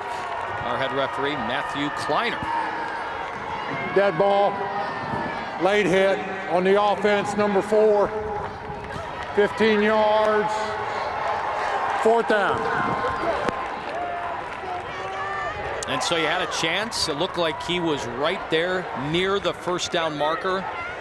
And instead, and you see the look on Tiger LaVerde's face, says it all. He knows that that was a squandered opportunity when you're down 14 points and to make that mistake. Against this defense, yeah, so obviously you can't have it. Can't have those type of mistakes, especially in a game like this when things are so tight and you're trying to get yourself back into it. Huge penalty. Alfieri will send it the other way. It's a decent kick, and it takes a Kirtland bounce and then makes contact with the official, it looks like, and it's about the 20-yard line. Almost looks like curling out there. They're trying to get that football to where they want it to go. But a nice job with coverage and a great bounce that goes the Hornets' way. The Flyers have the ball at a 14-0 lead. Yep, and I feel like it's a good time to kind of mention it. Ever since that first interception thrown by the Flyers, things is getting kind of chippy. You're starting to see a little extra activity after the whistle between both teams, and obviously you get a personal foul on that last play against Kirtland. So Kirtland, they at this point in the game, they do not have any margin for error, so they'll have to kind of put that stuff aside. You know, if they're going to go at their guy, go legally between the whistle, because all the after the whistle, after the play stuff, they just can't afford it. They will go from the gun. And the handoff to Meyer. And that ball is loose onto the field, and a recovery by the Hornets. Exactly what the doctor ordered for Kirtland.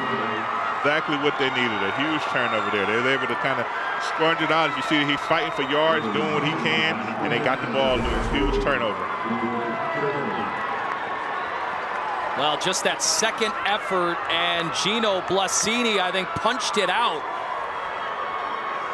as Meyer was trying to get more yards. Yep, and he's, like you say, he's fighting. But, hey, as a smart defense, good defense like they are, they need turnover, especially being down. They're scraping at it. You need to put 2 hands on the ball to try to protect it. He didn't get the job done there, so turnover for Kirtland. You saw McGuire Boyd was not going to be deterred, jumping on that loose football. A nice gain on 1st down, but a late flag does come in after the handoff.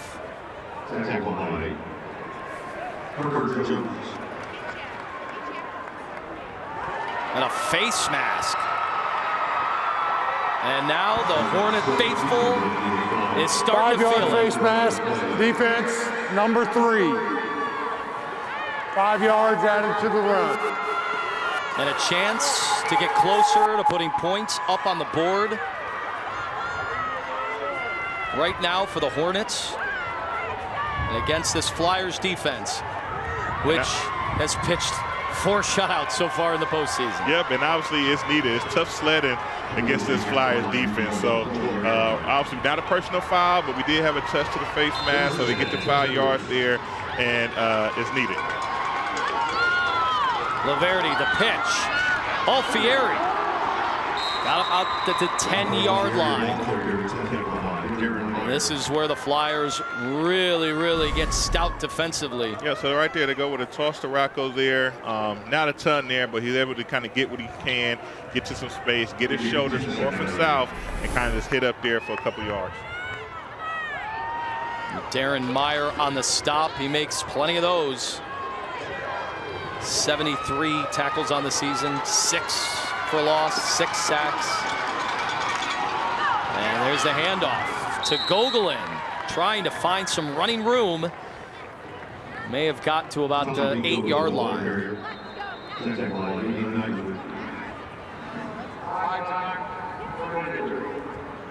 All right, reminding you that Spectrum News 1 and the Spectrum News app have all 7 championship games. We still have a huge day today coming up next. It is Warren JFK in the Division VII matchup against New Bremen, and finally Glenville and Wyoming wrap things up 7:30 in D4.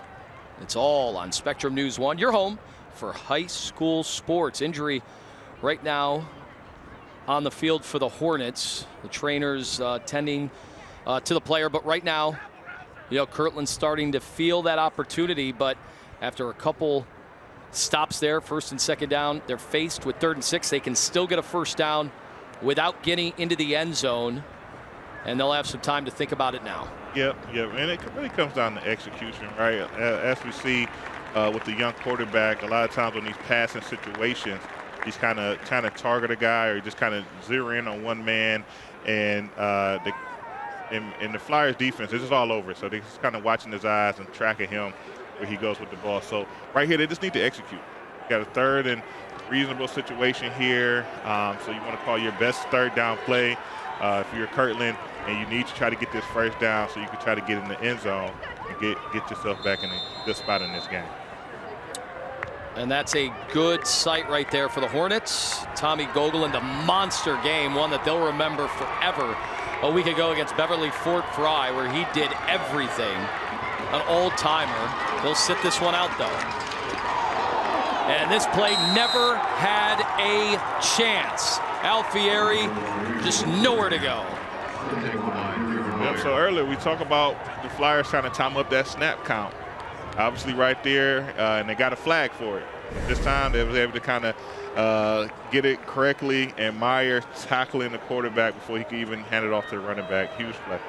Well, you want to talk about pursuit and getting your timing down to be able to sniff that out before it even has a chance. And, you know, what an effort right now by Darren Meyer, Drew Seitz. The guys starting to feel it on that defensive side of the ball, and a chance to get a stop for 4th and 8. Yeah, this is what they do. They do not give up points. So. Now we have a timeout called by Kirtland. Obviously, they are going to want to think this one through, and it could be a championship-defining play right here. Yeah, I agree. Like, so this is a big down. Obviously, 4th down. You're this close. You haven't been this close all day. Once again, you have to execute. You have to call your best play. Get the ball to your best guys, because that's how you win these type of games. Getting the ball to your best guys, and then to make the play to get points. Well, the Kirtland head coach, Tiger LaVerde, of course, one of the winningest coaches and one of the fastest to 200 wins. In fact, 3rd fastest, and that is oh so impressive what he has been able to build. They take so much pride in their community and what they do. In fact, a big-time effort to renovate the stadium, new turf. They secured that deal. That's how much football means in that community. Essentially all of them here, and they know to get behind their guys on this big 3rd down. So 4th and 8, buckle up. The throw from LaVerde into the end zone. It's a touchdown. Willie Sale wide open in the end zone, and a perfect play dialed up by LaVerde for 4th down. Yes, they can say perfect play, perfect execution. They go out, they kind of have a misdirection, and they hit their guy open for the touchdown. Huge play when they needed it, when their time is kind of going down. So they kind of move the pocket to the right, throw it back to the left. You got your guy one-on-one in space, and he's able to win, obviously, and big window for LaVerde to make that throw. Great execution for the touchdown. And now a huge extra point attempt. And that one is blocked. So that makes it an 8-point game. Remember that one. Kirtland's defense, either on the defense or special teams, they are just stingy about points. So they was able to get back there and obviously affect the extra point into making it a 6-14 game. All right, so you see the drive, 5 plays, 22 yards, and we send it down to Ashley Collins, who has more. Thanks, Anthony. You guys, we talk about Coach LaVerde, what he's done with this program around the city and the community, and this football team is really a family. And after each semifinal win every single season since 2011, Coach's wife, Mary, cooks the entire team breakfast at their house in their barn. And Coach LaVerde laughed. He said, but I don't let her go shopping and buy anything for the breakfast until that night after we win, because they come the next morning. So he's like, she has to go out around midnight if we win, as they did, right, and go get everything. The kids love her cinnamon rolls that she makes. They just really make a family affair out of everything that they do with this Kirtland team. Oh, great stuff. Ashley, if you could send some of those rolls up to the press box, we'd appreciate it. I would be very happy. A very cool tradition, and hey, they've reached the state championship game for the 11th time in 12 years.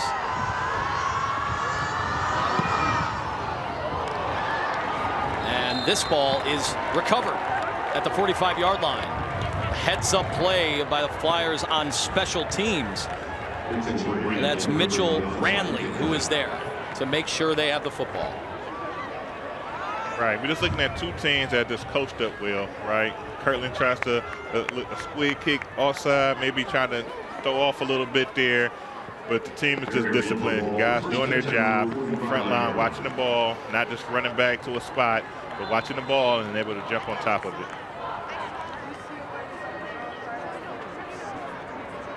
But that missed extra point looms large at this stage. In a game like this. Yeah, it's huge. It's huge. So next time, if Kirtland does score another touchdown, now they're looking at a 2-point conversion to try to tie up the game. Obviously, that's a huge block stopping that extra point of getting in and not allowing to go through. Not to mention, I mean, this is just a defense for the Flyers. They just don't give up that many big plays. They did give up one with a beautifully crafted touchdown, but now you're looking at needing a little more out of the gun. This time, Adi is going to step back and throw down the field, and it looks like a PI, or at least a hold, to disrupt that play. But boy, they went for it on first down.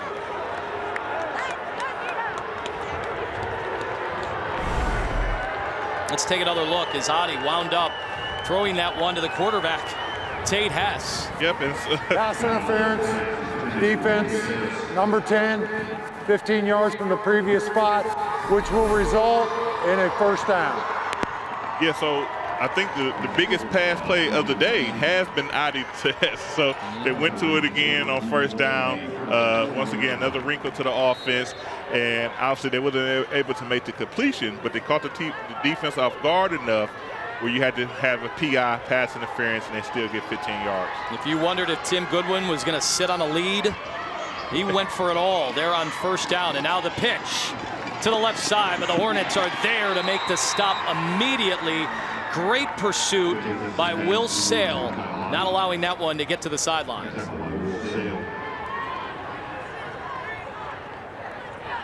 Once again, that's just great pursuit of the ball, not being fooled, not being worried about something going outside, but just using your keys, using your technique, and just tackle. When they get a chance, they tackle, and obviously they get a tackle for loss there. Make it a second and long situation. Well, the defense knows they need to stop. In a game like this, between teams like this, they know possessions are going to be at a premium. You don't know how many more you're going to get. Hess will roll out and throw. And it's caught. Nate Busher, but immediately on the tackle is Rocco Alfieri. Yep, so they move the pocket, kind of sprint out to the right there to get a guy up in the flats. Nice pitch and catch. But right there, tackle right away, making it to a third and reasonable type of situation. So right here is going to be like, who wants some more, right? Who's going to execute? Who wants some more? Who wants the ball? Yeah, Blasini, the junior teammate of Alfieri, was the one that was right there. But either way, 3rd and 7. And this one whistled dead and a flag on the play.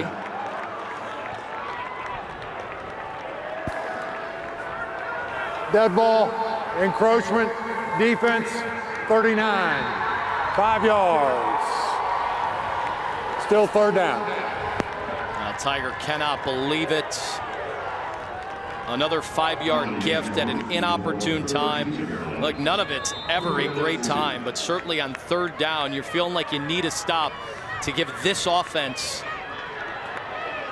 Yeah, it looks like they wanted to kind of get back there and disrupt things, but obviously mistimed it a little bit.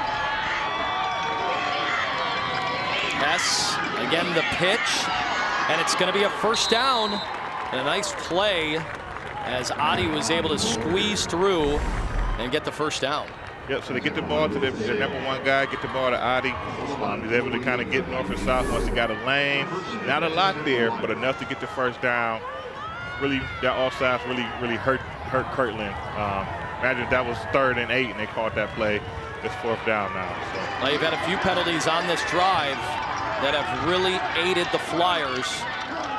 And now they're here at the 28-yard line. And this attempt coming up from Hess. Does he get it away? Nearly sacked. And the fans on the Kirtland side, they want intentional grounding in the worst way. And they are chewing out the officials who will have a discussion. And there it is. Intentional grounding, which of course makes it a big-time negative play.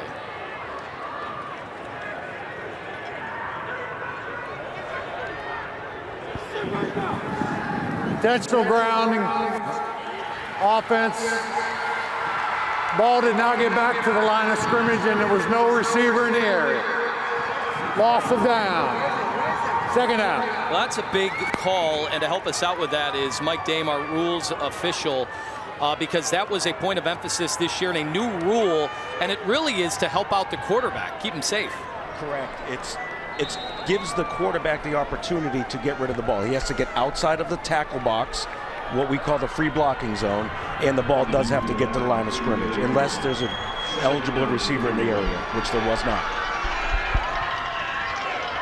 Well, makes it a huge penalty and a huge loss, and they'll just run it out, and Kirtland is there. So penalties have kind of been the story of this entire drive. You had a few go against Kirtland, and that one really a killer for the progress on that drive for the Flyers. Yeah, so first half, really clean game. We had not too many penalties, not, one turnover right at the end there. But the second half is like the explosion, right? We got turnovers, we got penalties, we got personal fouls, we got trick plays. So things is really shaking up. These teams are really going for it because they know there is no tomorrow. The goal is to win the state championship, and that is today. They're going for it.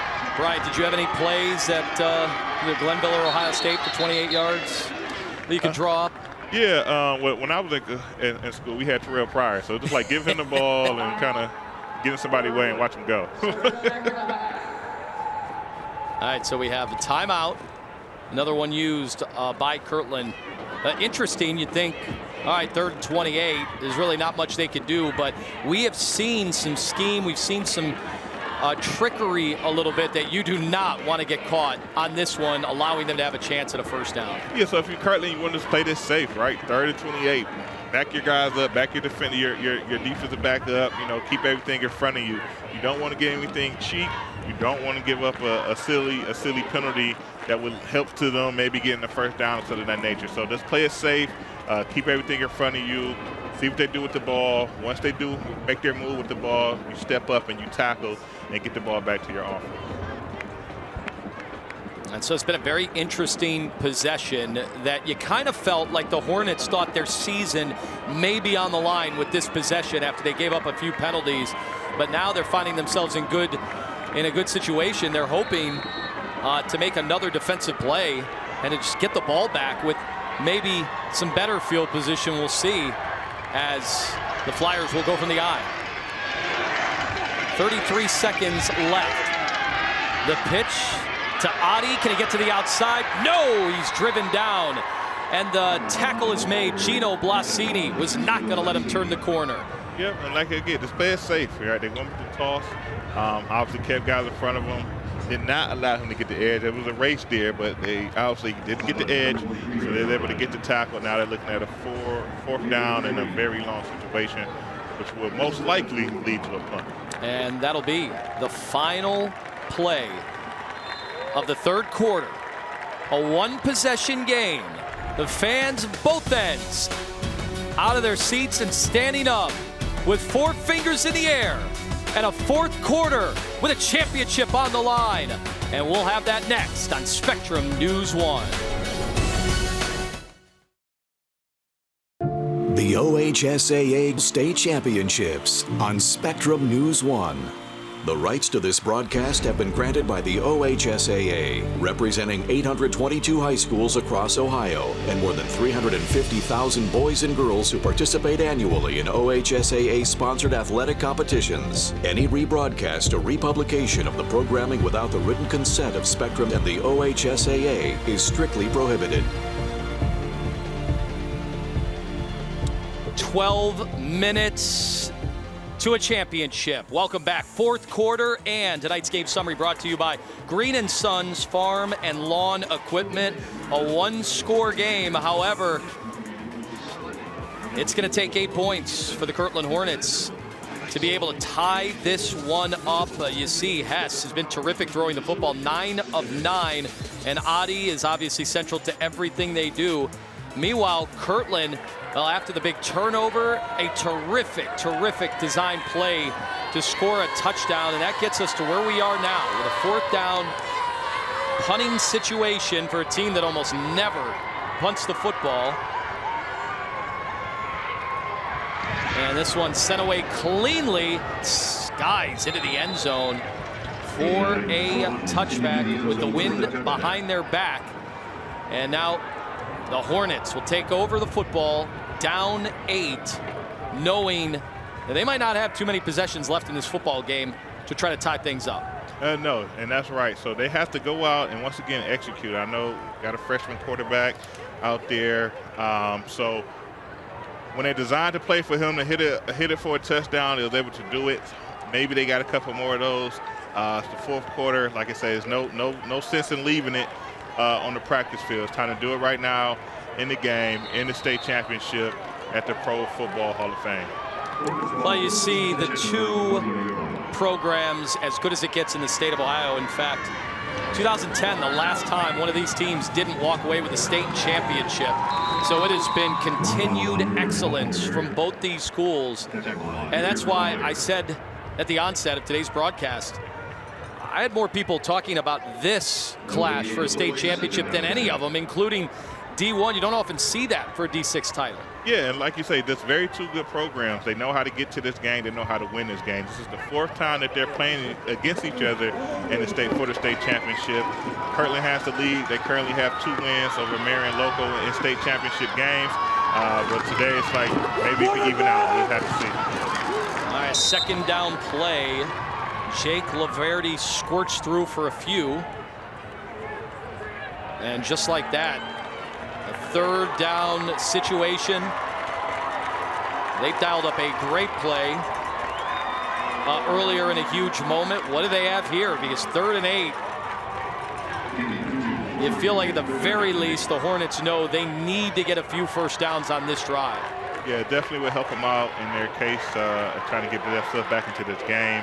With the wind going against them, they don't want to punt in this situation and give Marion a short field. How about these two teams combining just to go 3 of 17 on 3rd down? Just shows you what they're up against these very good defenses. And we have, it looks to be a delay of game. Delay game on the offense. 5-yard penalty from the previous spot. Yeah, that's a tough call right there in that situation. Obviously, they need the first down. You can see some type of confusion. The quarterback kind of gets up and starts walking to the sideline late. And obviously, once again, it comes down to executing it. Obviously, didn't execute, getting the play in the huddle, out the huddle, and getting the ball snapped in. Now, what a storybook season for this young Hornets bunch, the youngest of LaVerde's career. He's talked about that all year, but now they don't feel so young that they're playing in their 16th game. That ball delivered into the air. It's a jump ball, and it's batted away. So pressure getting to the Hornets, and that chance. Yeah, so the Flyers bring some pressure. Obviously, you got guys running through guys to get to the quarterback. And LaVerde does a good job. He has a guy open. He gets the ball in the right direction, but it just kind of hangs up in the air. He had it kind of open. The ball hangs up in the air, gives the defender a chance to get there and break up the incompletion. Break up the completion, rather. Just a tough time for a 3-and-out to send this football back over to the Flyers. Alfieri, low snap. Scooped it up off the ground, and the fair catch at the 41-yard line is made. So that's where the Flyers will take over. Nate Busher retrieving that punt. And what a big possession this is. If you can get more distance. Yeah, so this is right here is going to cause Kirtland's defense. Like, they can't give up anything. I know Marion doesn't kick many field goals, so a lot of times it's a touchdown or nothing for them, but you can't give it up for anything, right? If you want to stay in this game, 10 minutes left on the clock, with the defense you're going against, you have to get a stop here, hopefully shoot for a 3-now. Yeah, you saw that list of schools, all the top programs in the state, but none of them is decorated as Marion Local. After that first down play, we sent it down to the third member of our crew. It's Ashley Collins. Yeah, thanks, Anthony. You're certainly right when you talk Marion Local. Listen to some of these stats. They're 292-48 under Coach Tim Goodwin, 164-12 overall since 2011, which is second best in the state in that span. How about this one? Coach Goodwin could go 0-10 for the next 24 seasons and still have a record above 500 at this school. All right, so if there's any kind of a drought, he's going to be okay, I think. There's the pitch. And it looks like they'll mark it at the 35-yard line after that play. But just think about the success. I mean, we talk about it with both these programs. And sometimes, you know, you get down to the state semi, state championship, you have some newcomers. As long as these schools are in whichever divisions they're at, you know everyone's going to be gunning for them. Of course, Kirtland last year in Division V. Marion Local was in 7, and now here they meet in Division VI. Yeah, so this kind of, once again, this talks, attests to the program. No matter what division, they're playing bigger schools, smaller schools, no matter how things kind of shake out for them. They know what they do in their program works. They do it time and time, year after year, and they kind of get themselves in these situations. Now the Hornets defense needs a stop. They won't have Philip LaVerde, who just went off to the sideline. I formation. Hess give it to the deep back. Actually was going to keep it, but a flag prevents that play from getting started. Dead ball, false start, offense, number 59. 5 yards from the previous spot. Replay, third down. Boy, that's another big call. I mean, they really all are when these teams are fighting for every last yard. Yeah, and yeah, right. That's a huge call. Third and 4 situation. It looked like they had something called there that looked like it was from the snap. Obviously, you never know because the play never was ran, but looked like Hess kind of has some space there. Obviously, that all goes down the drain when you get it offsides. I mean, cross start. Makes it 3rd and 9. We'll see how aggressive this Kirtland defense will be. Hess will look to throw. Had a man on the left side, instead goes right, and that ball is picked off. They give him the interception.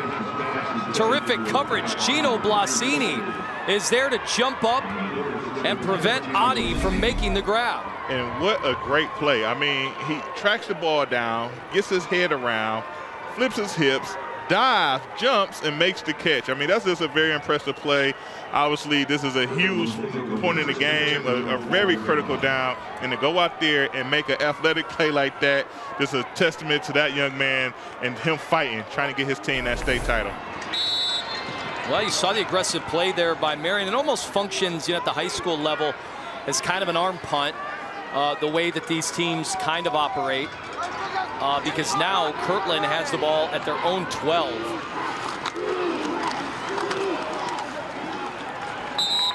And the first down run doesn't get much.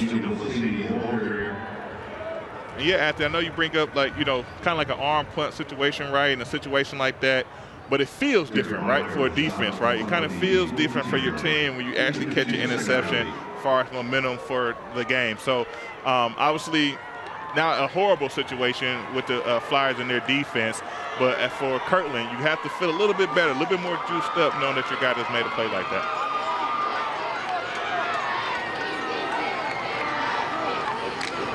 All right, this time the pitch, and looking to throw, Alfieri trying to connect down the field with Gino Blasini, but did not have enough air under that football. Yep, they go into their trick bag a little bit, right? They have a pitch to Rocco. He trying to throws it deep to a guy who we just watched make an amazing catch. So try to get him the ball again in the air. Obviously overthrows it a little bit there. Win is not an ideal situation, but they're going for it. They got to go for it. It's that time. Obviously unsuccessful there. Boy, great call. You wonder if you're going in the other direction with the wind at your back there.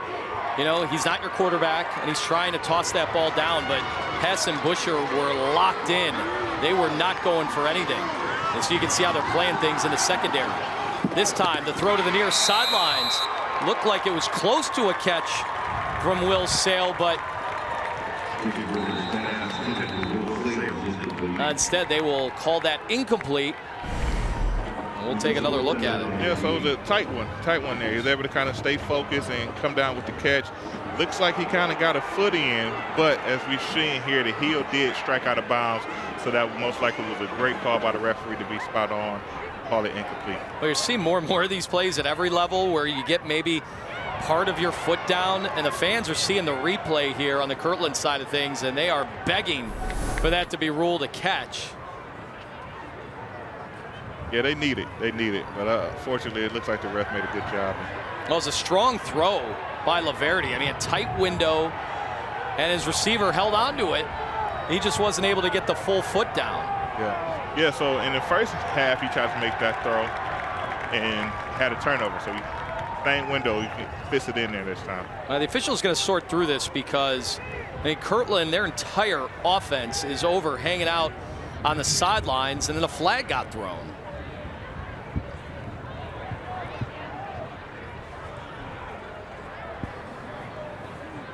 Timeout. Kirtland, their last. And so now they instead grant Kirtland with a timeout. And this gets interesting because coming up, a fourth down and the wind not in their favor. We'll be back. Spectrum News 1. All right, so a little bit of confusion on whether or not there was going to be a review there. Then it was a potential delay of game, and Tiger LaVerde, he definitely made a case, and then instead had to use a timeout. Let's bring in right now Mike Dame. So kind of take us through what they have a chance to even do there when it comes to a review.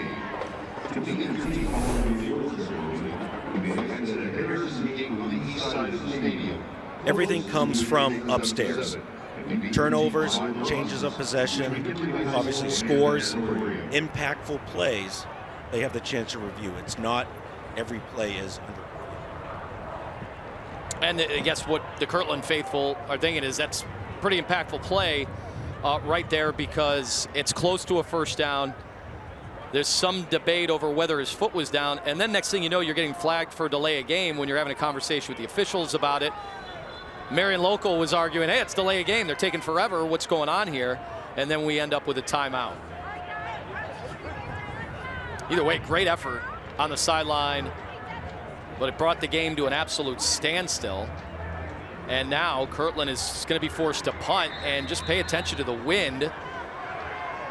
Ashley Collins brought that up earlier in the broadcast. The Hornets had a dud of a punt earlier in the same situation, and this one will hang up again and drop at about the 35-yard line. Yeah, so things got a little wonky there, but I feel like they got it right. And obviously in a big game like this, when so much on the line, you want to get it right.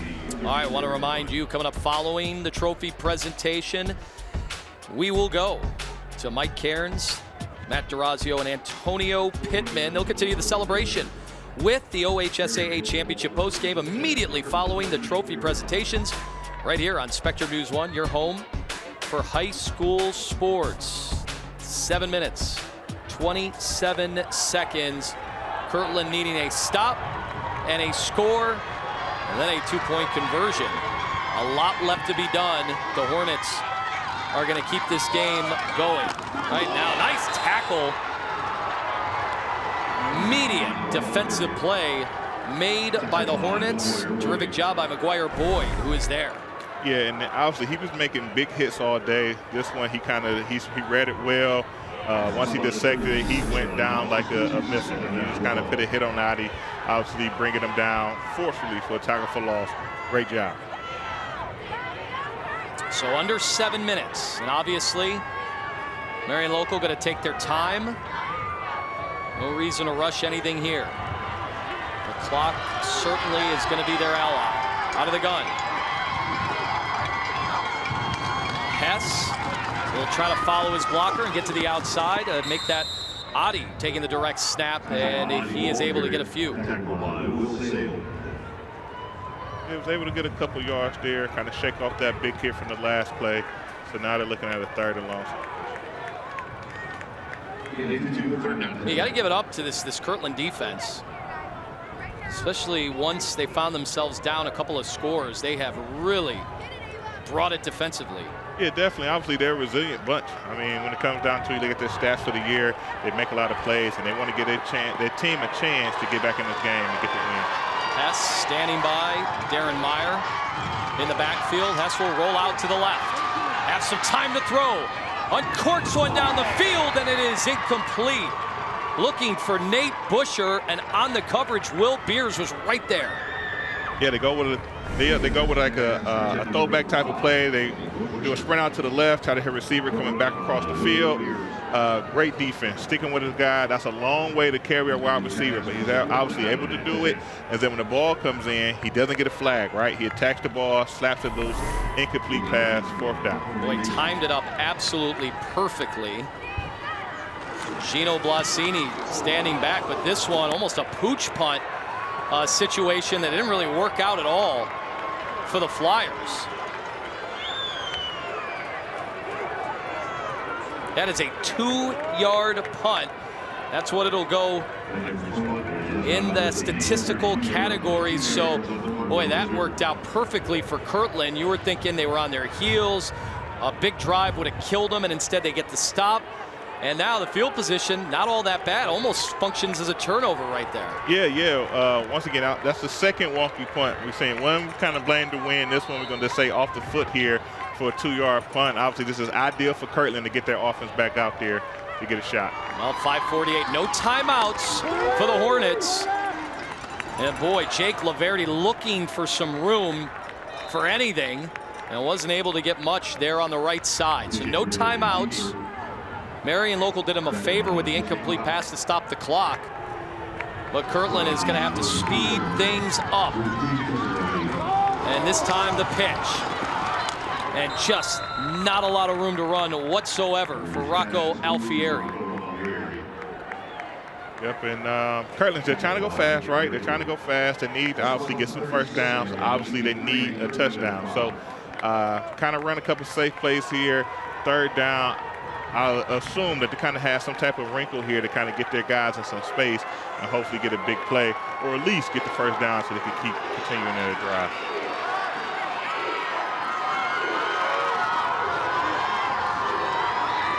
Third and 5. The late pitch.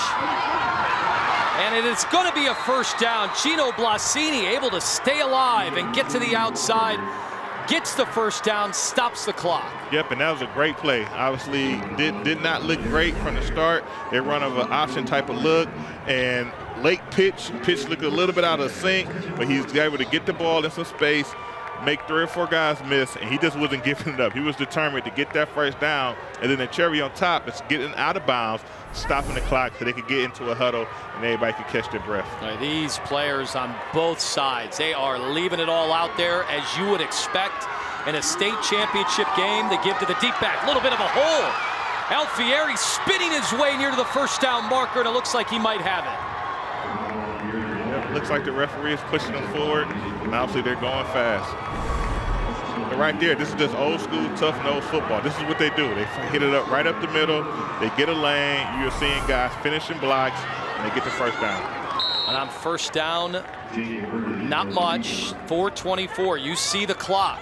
You see the score. A season on the line with this drive for the Kirtland Hornets. Yep, so like you said, they don't have any timeout. So if they don't, they most likely, this might be their last chance here, their last opportunity to score. Boy, they are taking their time here. Now we're under 4 minutes. They have no timeouts, but they want to get the plays right. They know how crucial this moment is for their football team. Under center, the freshman LaVerde. Well, he faked the pitch, and this one is stopped dead. It looks like they might get an extra 5. Dead ball, encroachment, defense, number 2. 5 yards from the previous spot. We play second down. Well, Aiden Eifert jumping in there. You see Tim Goodwin barking out those signals. A master's class when it comes to head coaching in the state of Ohio. 2 of the best. And with everything on the line, now 3:35. You see at some point, does LaVerde throw it? And this one is stopped dead in its tracks. Darren Meyer, who else to make the stop? Right at the snap, Meyer's in the backfield. Right at the snap there, you see Meyer, he shoots the A-gap there, gets into the backfield, gets low, and is able to just kind of tackle the pile until his team gets there, tackle for loss. Huge play in this situation, and there's a lot of time coming off that clock. Click, click, tick, tick, click, click at this time. And you see the offensive linemen, really for both these teams, in a fight for their life. They know every inch is important. LaVerde will throw to the right side, out of bounds. That ball drifts away, does stop the clock. And now you see the situation, 4th down and 4. No timeouts. And that's why you see LaVerde, Blasini, they are over there talking to their head coach, Tiger LaVerde. Does he have anything to dial up here to keep their season going?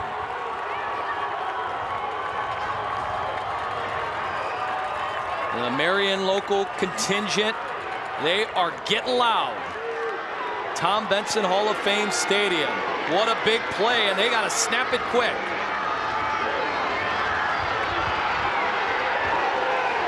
And listen to the crowd erupt as they did not get it off. Dead ball, delay a game on the offense. 5 yards from the previous spot. Replay, 4th down. Well, that is only going to get the Flyers faithful even louder. Yeah, I don't know what's really, at this point in time, you can't be shooting yourself in the foot like this. So I'm assuming Coach has something dialed up that maybe had to be done very, very detailed, and kind of go over it over and over to make sure guys got it right. But obviously, you got to do it quicker. You can't afford the 5 yards, especially against this defense in this game. All right, we see LaVerde, the freshman. What a moment. And he is going to put it in the air. He's got a man down the field, and it's almost caught. Blasini couldn't hang on. Would have been a huge play. Huge play. So right there, they go with a double move. They take a shot, and man, it looked pretty good. So they have a sprint out here, and they try to out and up. And like I said, they had a window. The throw was a pretty good throw, but the defenders are over there as well to make things difficult for the receiver. And obviously, he's not able to hold on to it while going to the ground, so we get an incomplete pass. Tate Hess back there. Nathan Busher. I mean, Hess has 6 picks on the year. Yeah, their secondary, we talk so much about their linebackers and their front 7, but in the secondary, they have kept it on lockdown all season long. And that was a good attempt, a good opportunity for the Hornets. And that's the problem, trying to fight from behind. And with no timeouts left, Marion Local just needs to hold onto that football. No big mistakes. And they could be inching closer with 2:30 and counting for another state championship, already adding to their famous trophy case. Yeah, this has been a very exciting and compelling game. It comes down to the little things. You got two teams that are just really this coached up and this sound. Who's willing to take that chance? Who's able to execute when taking that chance? And I feel like that was a huge factor in today's game. And forget about just the state of Ohio. How about nationally? How many programs can boast this? 12 state championships and a winning percentage at 88% in the postseason. Pass spins around, stays on his feet, needs to protect that football because the Hornets are trying to do one thing and one thing only, and that is rip that football out. Yep, they can't score without the ball, so this is their time to try to rip it out. Obviously, they had some success early, so this is the time to try to do it again, to try to save a couple seconds for their offense to take a shot for the end zone. 90 seconds left, and Kirtland has no way to stop the clock other than you hope for a turnover on downs. 3rd and 8. Assume they'll be running the ball, and they do. The pitch to Adi, and what a terrific defensive play. Gino Blasini trips him up, or else it could have been curtains. Yep, great job. They go with a toss. Obviously, you got to run the ball here. You can't let that clock stop. And you have Meyer on the edge against one of their better guys, but he gets taken down. So great job by him in making that tackle. And now we had a 4th down situation. And you have an injury on the field which stops the clock with 1:04. And so you see a good news there. Kyle Adi, who is so important to this team this season, he will march off the field. The junior was so instrumental last week and really all season long. Nearly 1,000 yards, 15 touchdowns, and 35 catches for 360 yards. And now that clock gets restarted. Under 50, 4th and 11. Really want to be careful here because you know the Hornets do everything they can to come after this punt, and there's movement.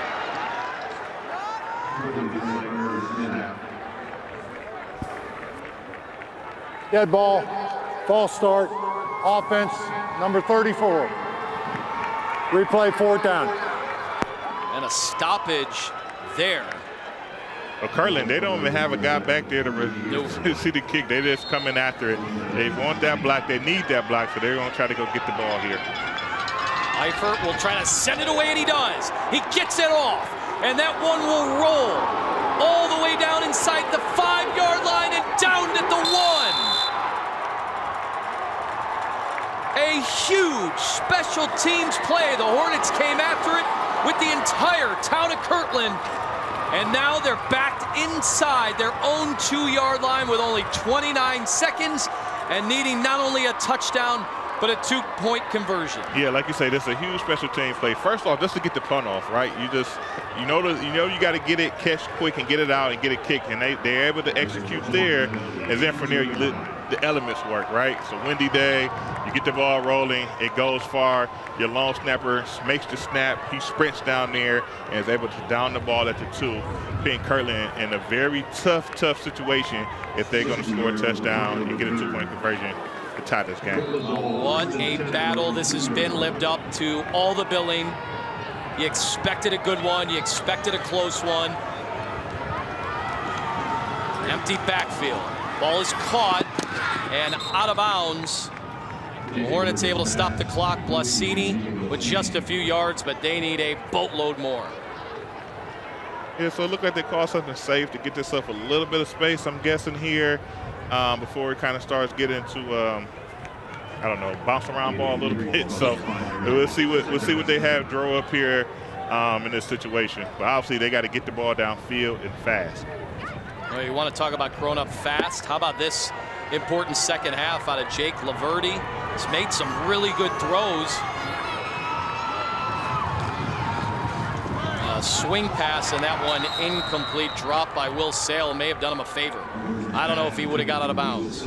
Yeah, and that spot on the field looks like, if he makes that catch and he's tackled in bounds, that might have ended the game. So now 3rd and 7, just 20 seconds left. And they are feeling it.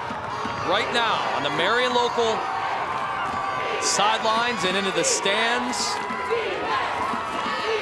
Fans battling the elements to get here today, and then the sun even came out during portions of that first half and even in the third quarter. Quick swing pass out of bounds, and Kirtland could be down to their final play. Yeah, an interesting play there. Looks like LaVerde kind of just gets up and throw it out of bounds. Whoever it was, the receivers were not on the same page.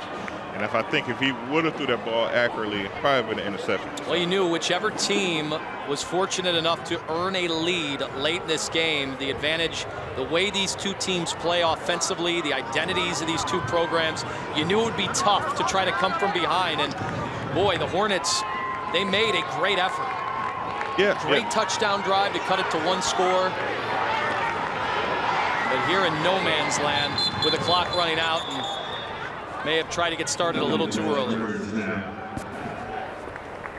Dead ball, delay a game on the offense, half the distance to the goal, replay, 4th down. Well, the optimist would say that's as short a delay a game penalty as you're going to get. Yep, so obviously Kirtland's trying to, hopefully they got something up their sleeve here. Usually in this situation, you try to start doing the laterals, right? Maybe you want to try to get the ball on the edge, maybe a catch and lateral, something of that nature. Obviously you don't, not a great situation, but if you're Marion, if you're a Flyer defender here, just want to back up and just make sure nothing gets behind you. Well, could be the throw, could be the final play of the season for Kirtland. It is caught, but the seconds continue to tick. We're at 9, and Marion Local 9 seconds away from celebrating their 13th state championship, and to start to get a gap between them and St. Ignatius as the premier, most decorated program in the state of Ohio. And these guys deserve it. I mean, you come out here and you just first off just look at the way they play the game. They play the right way. You see this great technique all over the field, from the linemen to the defenders to the DBs to the quarterback, and obviously you got guys going offense and defense, and they just a very coached up bunch. Great program, great win for them. No better formation than the victory formation for the final play of your season. Marion Local, the Flyers, they did it again. State championship number 13. And evening up the score in this much ballyhooed matchup of Titans with the 14-6 victory. An outstanding effort and the most championships in OHSAA history. Yeah, this once again, great program, great win. Coach Tim Goodwin, he just has a great, fantastic program down there where there's guys that's buying to it. You see it from the kids to the community. This means a lot to them that they kind of go out and perform like this. And obviously, when you go out and perform as a team and execute on their level, good things happen, and you become a champion. Well, talk about going out on a high note. How about the day for senior Nathan Busher, who is tonight's player of the game, brought to you by AltCare Health Plans. And boy, he was doing it really on both ends, but the huge interception there, reading the eyes, making the big play, and making the big difference. Yep, so huge play. Gets the interception. Obviously, he was able to return that for a touchdown. In a game where there's only 3 touchdowns in the day, one of them come as a defender. Huge play at a tremendous time in the game. And once again, just kind of being who this Flyer defense is, being disruptive, making plays, he's able to get the turnover and the touchdown. Well, what a celebration they're going to be having back in Mercer County. Marion Local does it again. Look, they talked all week about how much respect they had for this Kirtland program, and rightfully so. Nothing came easy today, but some huge defensive plays and then special teams as well. We don't talk enough about special teams, but they were huge. In deciding this one today. Huge, right. You see punts that really, I mean, it came down in the first half really about field position. Like I said, we look at the stats, the yardage was pretty much the same, but due to the field position, special teams, the Flyers was able to get that initial touchdown and get that lead in the game. So special teams is always huge, especially when you're talking about two really good teams. Coach Church used to say who could do something special on special teams, and obviously the Flyers was able to do that today out their punt team, and all that kind of came together for them to get that victory today. Well, what a terrific season once again, and one of the best coaches, not just in the state of Ohio, but beyond, celebrating a 13th state championship.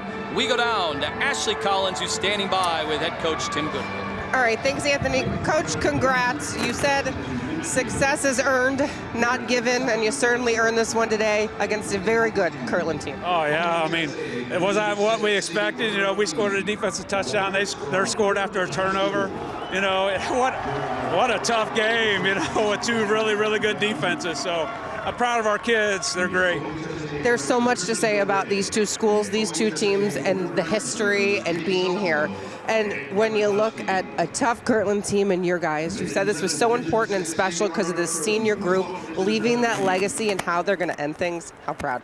Yeah, I mean, just another group of great Marion Local kids. The senior class has been a big part of 2 years now. You know, what a battle tonight, like I said, and all the respect to Kirtland because they made us earn every yard. Thank you, Coach. Enjoy that win. Congrats. Preparing for this season. This season you won 15 straight games. You held your opponents during that time to less than 5 points per game. You're appearing today since 2011. This is your 11th appearance in a state championship game, winning 6 of them. You've never lost a state semifinalist game in the history of your school. I'm joined today by Mr. Glenn Gillespie, who's the Executive Director of the OHSAA. And on behalf of Glenn, our staff, our member schools, it's a great pleasure that we present to you the 2022 Division VI State Runner-Up Trophy.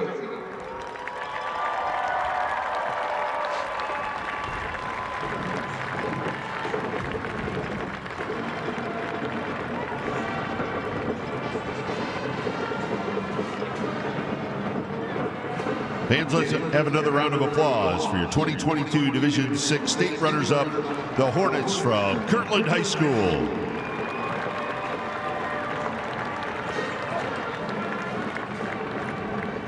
And now it's time to recognize our Division VI state champions, the Flyers from Marion Local High School.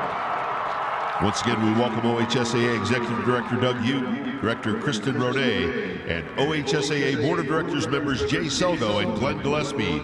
Presenting the Division VI State Championship Trophy, Ms. Kristen Rodet. Coach Goodwin and the Flyer community, where do we even start? I think the numbers speak for themselves for you all. Let's start with your defense this year. A state record 11 shutouts was complemented by a and very balanced offensive team. You all are the 4th team in OHSAA history who have completed your season 16-0, and you did it last year too.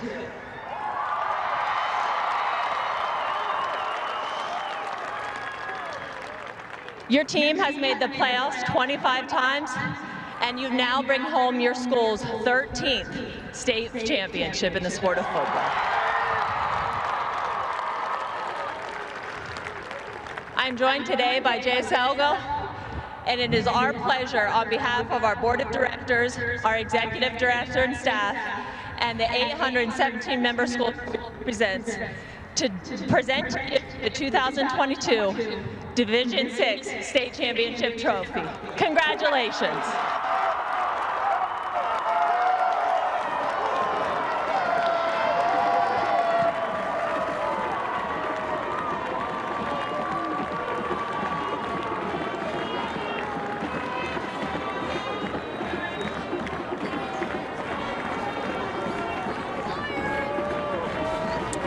Well, congratulations to Marion Local. You see the celebration a 13-state championship. Great sportsmanship for the folks over at Kirtland and their community. They know how hard this is. They've been on both ends of this, and it was a terrific game. One that kind of lived up to the defensive prowess of both these teams. You knew points would be at a premium, and it just seemed like some of those big plays that were made by Marion Local, those were clearly the difference. Yeah, we said before the game, we called it the class of the Titans, and it did not disappoint. Both teams went out there, played hard, but obviously the Flyers was able to execute just a little bit more, do a little more, and was able to get the win. Congratulations to those schools. All right, well, great job. Great working with you, Bryant Browning, on the broadcast today. And our final score, 14-6.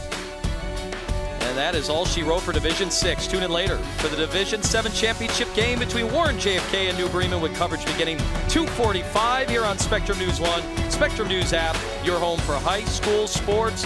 For Bryant Browning, Ashley Collins, and the entire Spectrum News 1 crew, I'm Anthony Lima, and we say goodbye from Tom Benson Hall of Fame Stadium in Canton.